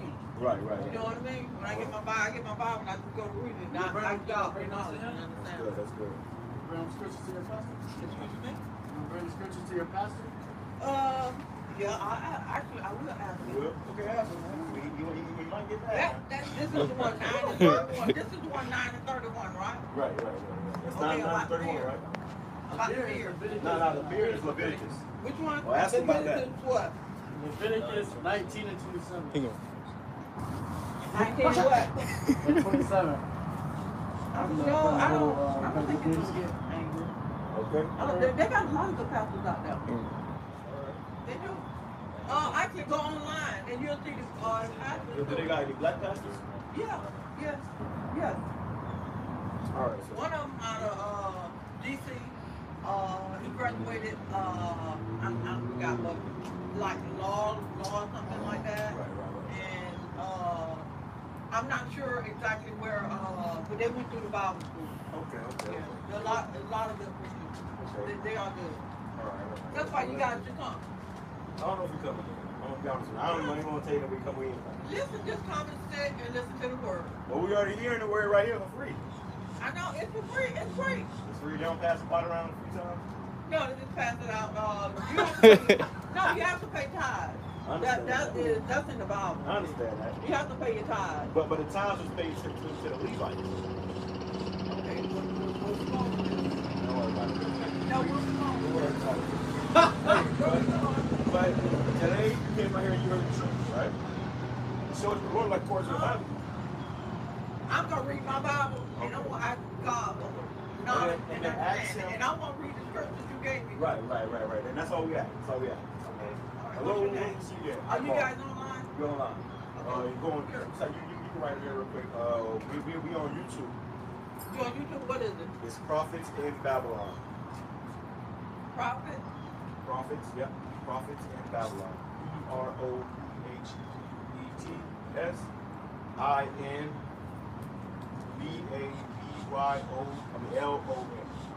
You know what? Prophet Prophets, right? In Babylon.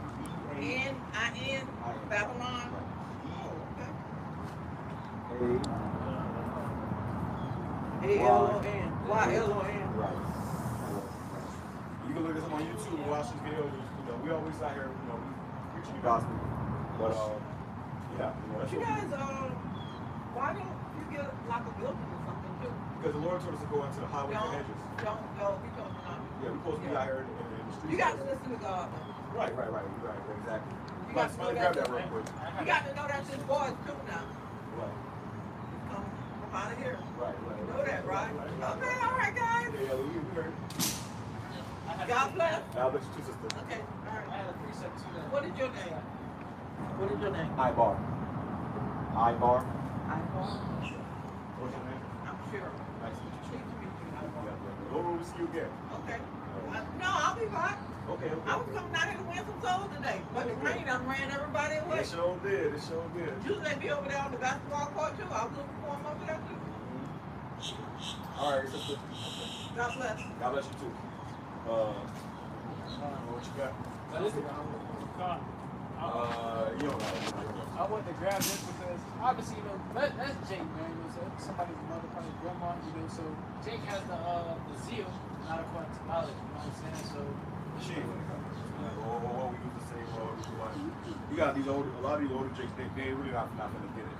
You know, and some of them might, but most of them not. Because she said, "Hold on," she said, "I'm locked in." She's locked in with that church. She's locked in with that false doctrine. she believes that's the way. She believes that's the way, That's right? how she gonna make it. She wanted, and if it And comes, she out here doing the work for them. So if it comes down to it, it would be that woman's will, you know, to be buried in that church and stuff like that. You know, so she would want to be partaking in the church. And the reason I'm grabbing this is because she keeps saying that when pastors go to college, they got people graduating college and so many different things. Look at the book of 1 Corinthians chapter 1 and verse 20. Where is the wise? Where is the scribe? Where is the disputer of this world? have not Yahweh made foolish the wisdom of this world? So you go to college, they send the people to college. Well, just some theological schools, seminary school, where they ain't teaching you the truth about the Bible. Because if they'll teach you the truth, it was going to start freeing the slaves. Yeah. Talking about winning souls, this truth is going to free the slaves. The truth shall make you free. You see? So most of our people, they ain't going to get that. And she said out of her mouth, I ain't saying for, she said she locked in. And she's leaving now. She really came out here to get this word, man, because when she grew up, she tried to walk and she didn't want to turn back and stop here.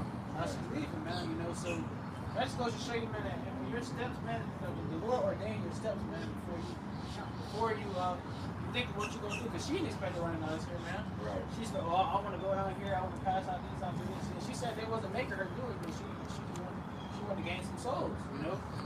And even still that, it is honest and right, and she thinks she is, man, she still not people straight, man. And the Lord's not with that. All right, the Lord's not going to judge. The Lord's not. She was trying to lead us astray. Damn, what's the word? The Lord is not going to discriminate when it comes to old, young, no matter what. Man, you let us people astray, you let us walk to the slaughter, so the Lord has to put you down too, man. Right. All right. So the unfortunate thing that for our people, majority of people, especially like people like Shirley, they're going to have been destroyed here. Hey, and she was nice. If she make it that far, if she was cool, she was nice, but if she make it that far, she would get a new. We can't save her though, man. You know, she was cool, she was nice, she was respectful. We still can't save her, and destroy her like that. That's the thing. How about you, man? Shot. It don't matter. The Lord don't care how old you are, how nice you are, none of that, man. The Lord put it down in the spirit that's in that body. All right, and He's rewarding you, recompense you according to your sins, man. And faith without works is dead. Yeah. So you got to have faith, but not just faith, but faith in the true doctrine.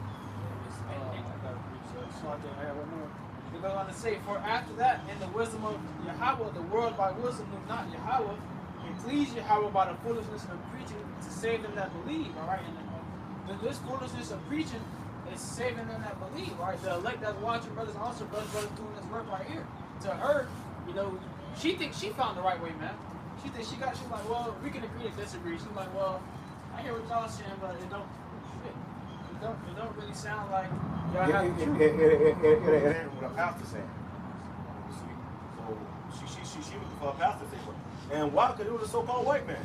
Guy ain't had no beard, he had a slick back hair. That she looking for the so-called white man to save her. Like really you need how about she don't shine. Let's close out very last precepts. But I'm gonna grab this real quick. This is 2 Thessalonians chapter 2, verse 7. It says, for the mystery of iniquity doth already work. Only he whom now letteth will let until he be taken out of the way. And then shall the wicked be revealed, whom the Lord shall consume with the spirit of his mouth, and shall destroy with the brightness of his coming. Even him whose coming is after the working of Satan, with all power and signs and lying wonders, and with all deceivableness of unrighteousness in them that perish, because they receive not the love of the truth, that they might be saved. So she didn't receive the love of this truth, and she might be saved. And most people don't. Most of the people are not going to receive the love of this truth, that they might be saved. It says, and for this cause, the Most High shall send them strong delusion, and that they should believe a lie. So people there receive the strong delusion, and they believe in a lie. And if I may add too, no matter what the lady said, man, that church is leading her to a white Jesus, man, right. White Christianity, and then on top of that, we're getting led by Edomite. I don't care if this man was from Tampa, Florida himself, Africa, wherever. Hey, that man, I'm not gonna tell you something Edomite. Now, of course, it's not according to skin color, all right, but the things that this man is doing aren't pertaining to the scriptures. He's showing himself to be an Edomite, man, and a false prophet, a false teacher. Yeah. It says, here's the point, that they all might be damned who believe not the truth, but had pleasure in unrighteousness.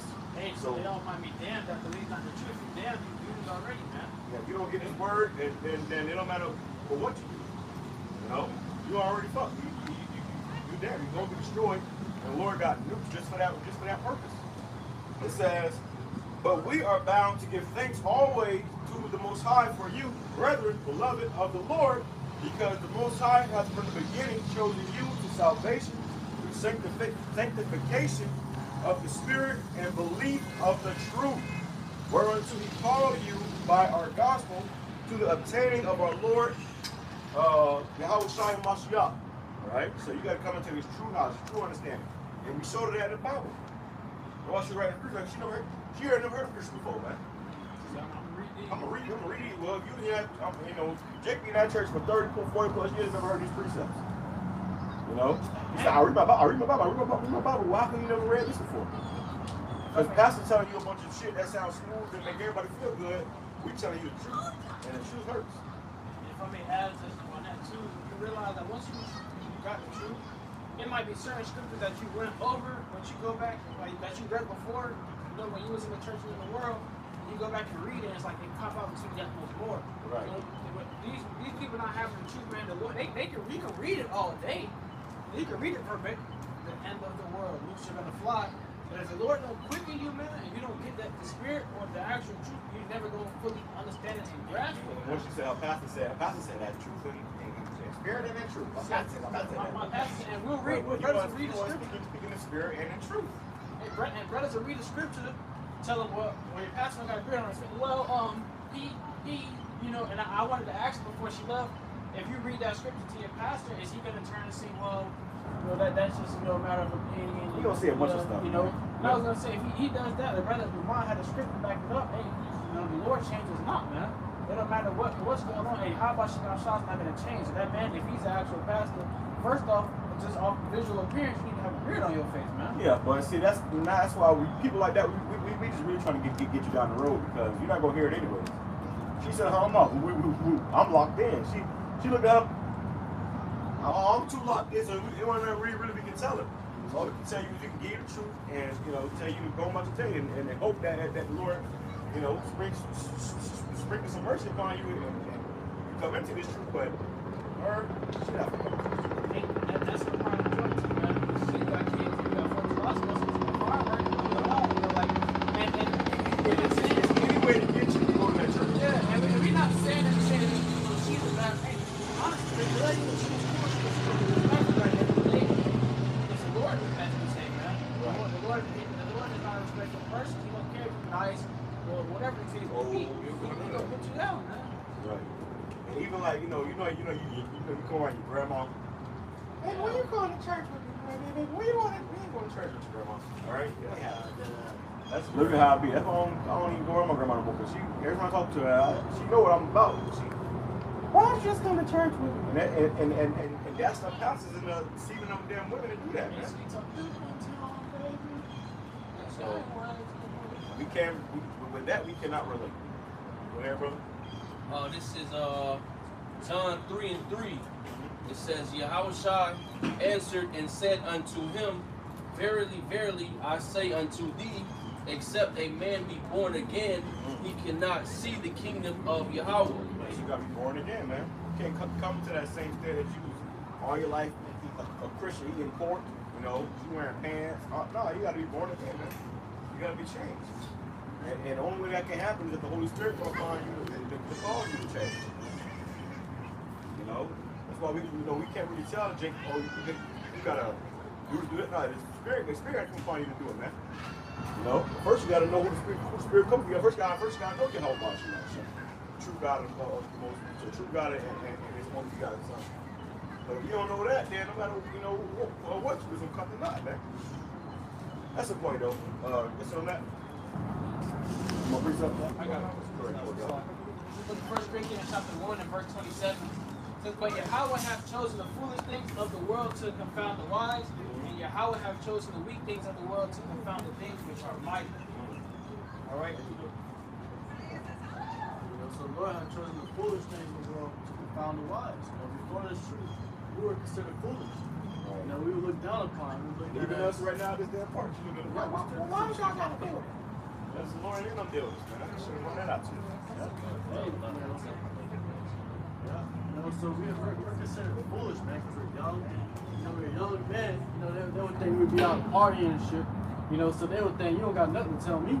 But once you get into these scriptures, they get confounded, man. But can you imagine being that old and still not knowing the truth? I was just about to say that's the spirit. See, if your brother's minds be in the same spot, and I was about to say, like, obviously, if brothers had the chance to live back like prophets of old, long periods of time, with the Lord's servant, of course, brothers would do it. But in this day and age, man, hey, brothers don't even be wanting to see that old age, man. Brothers are rather, hey, you know, if they had to come to that point, hey, you know, Lord, take me out before I gotta get 70, 80, 90. Yeah. So she had a cataract.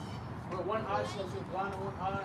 I was like that's hell. And then on top of that, you still trying to seek for salvation that's not gonna come to that church, man. All right. You know, and that right there, your pastor is telling you, you might go out there, go get some people to come to the church, pay your tithes. Go ahead, you know, put money in this book.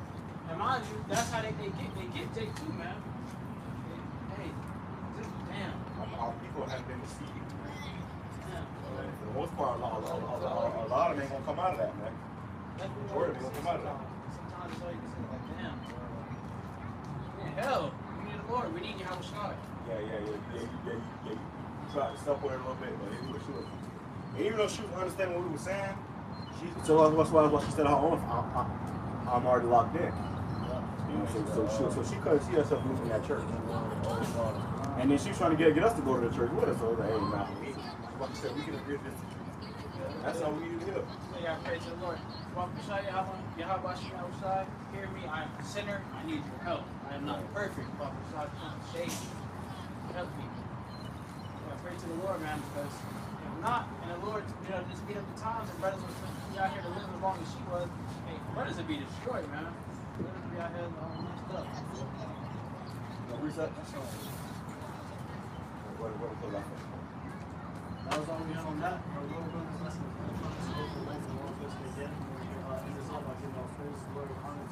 Yahweh, Hashem, Yahshua, Hashem, Kakadash.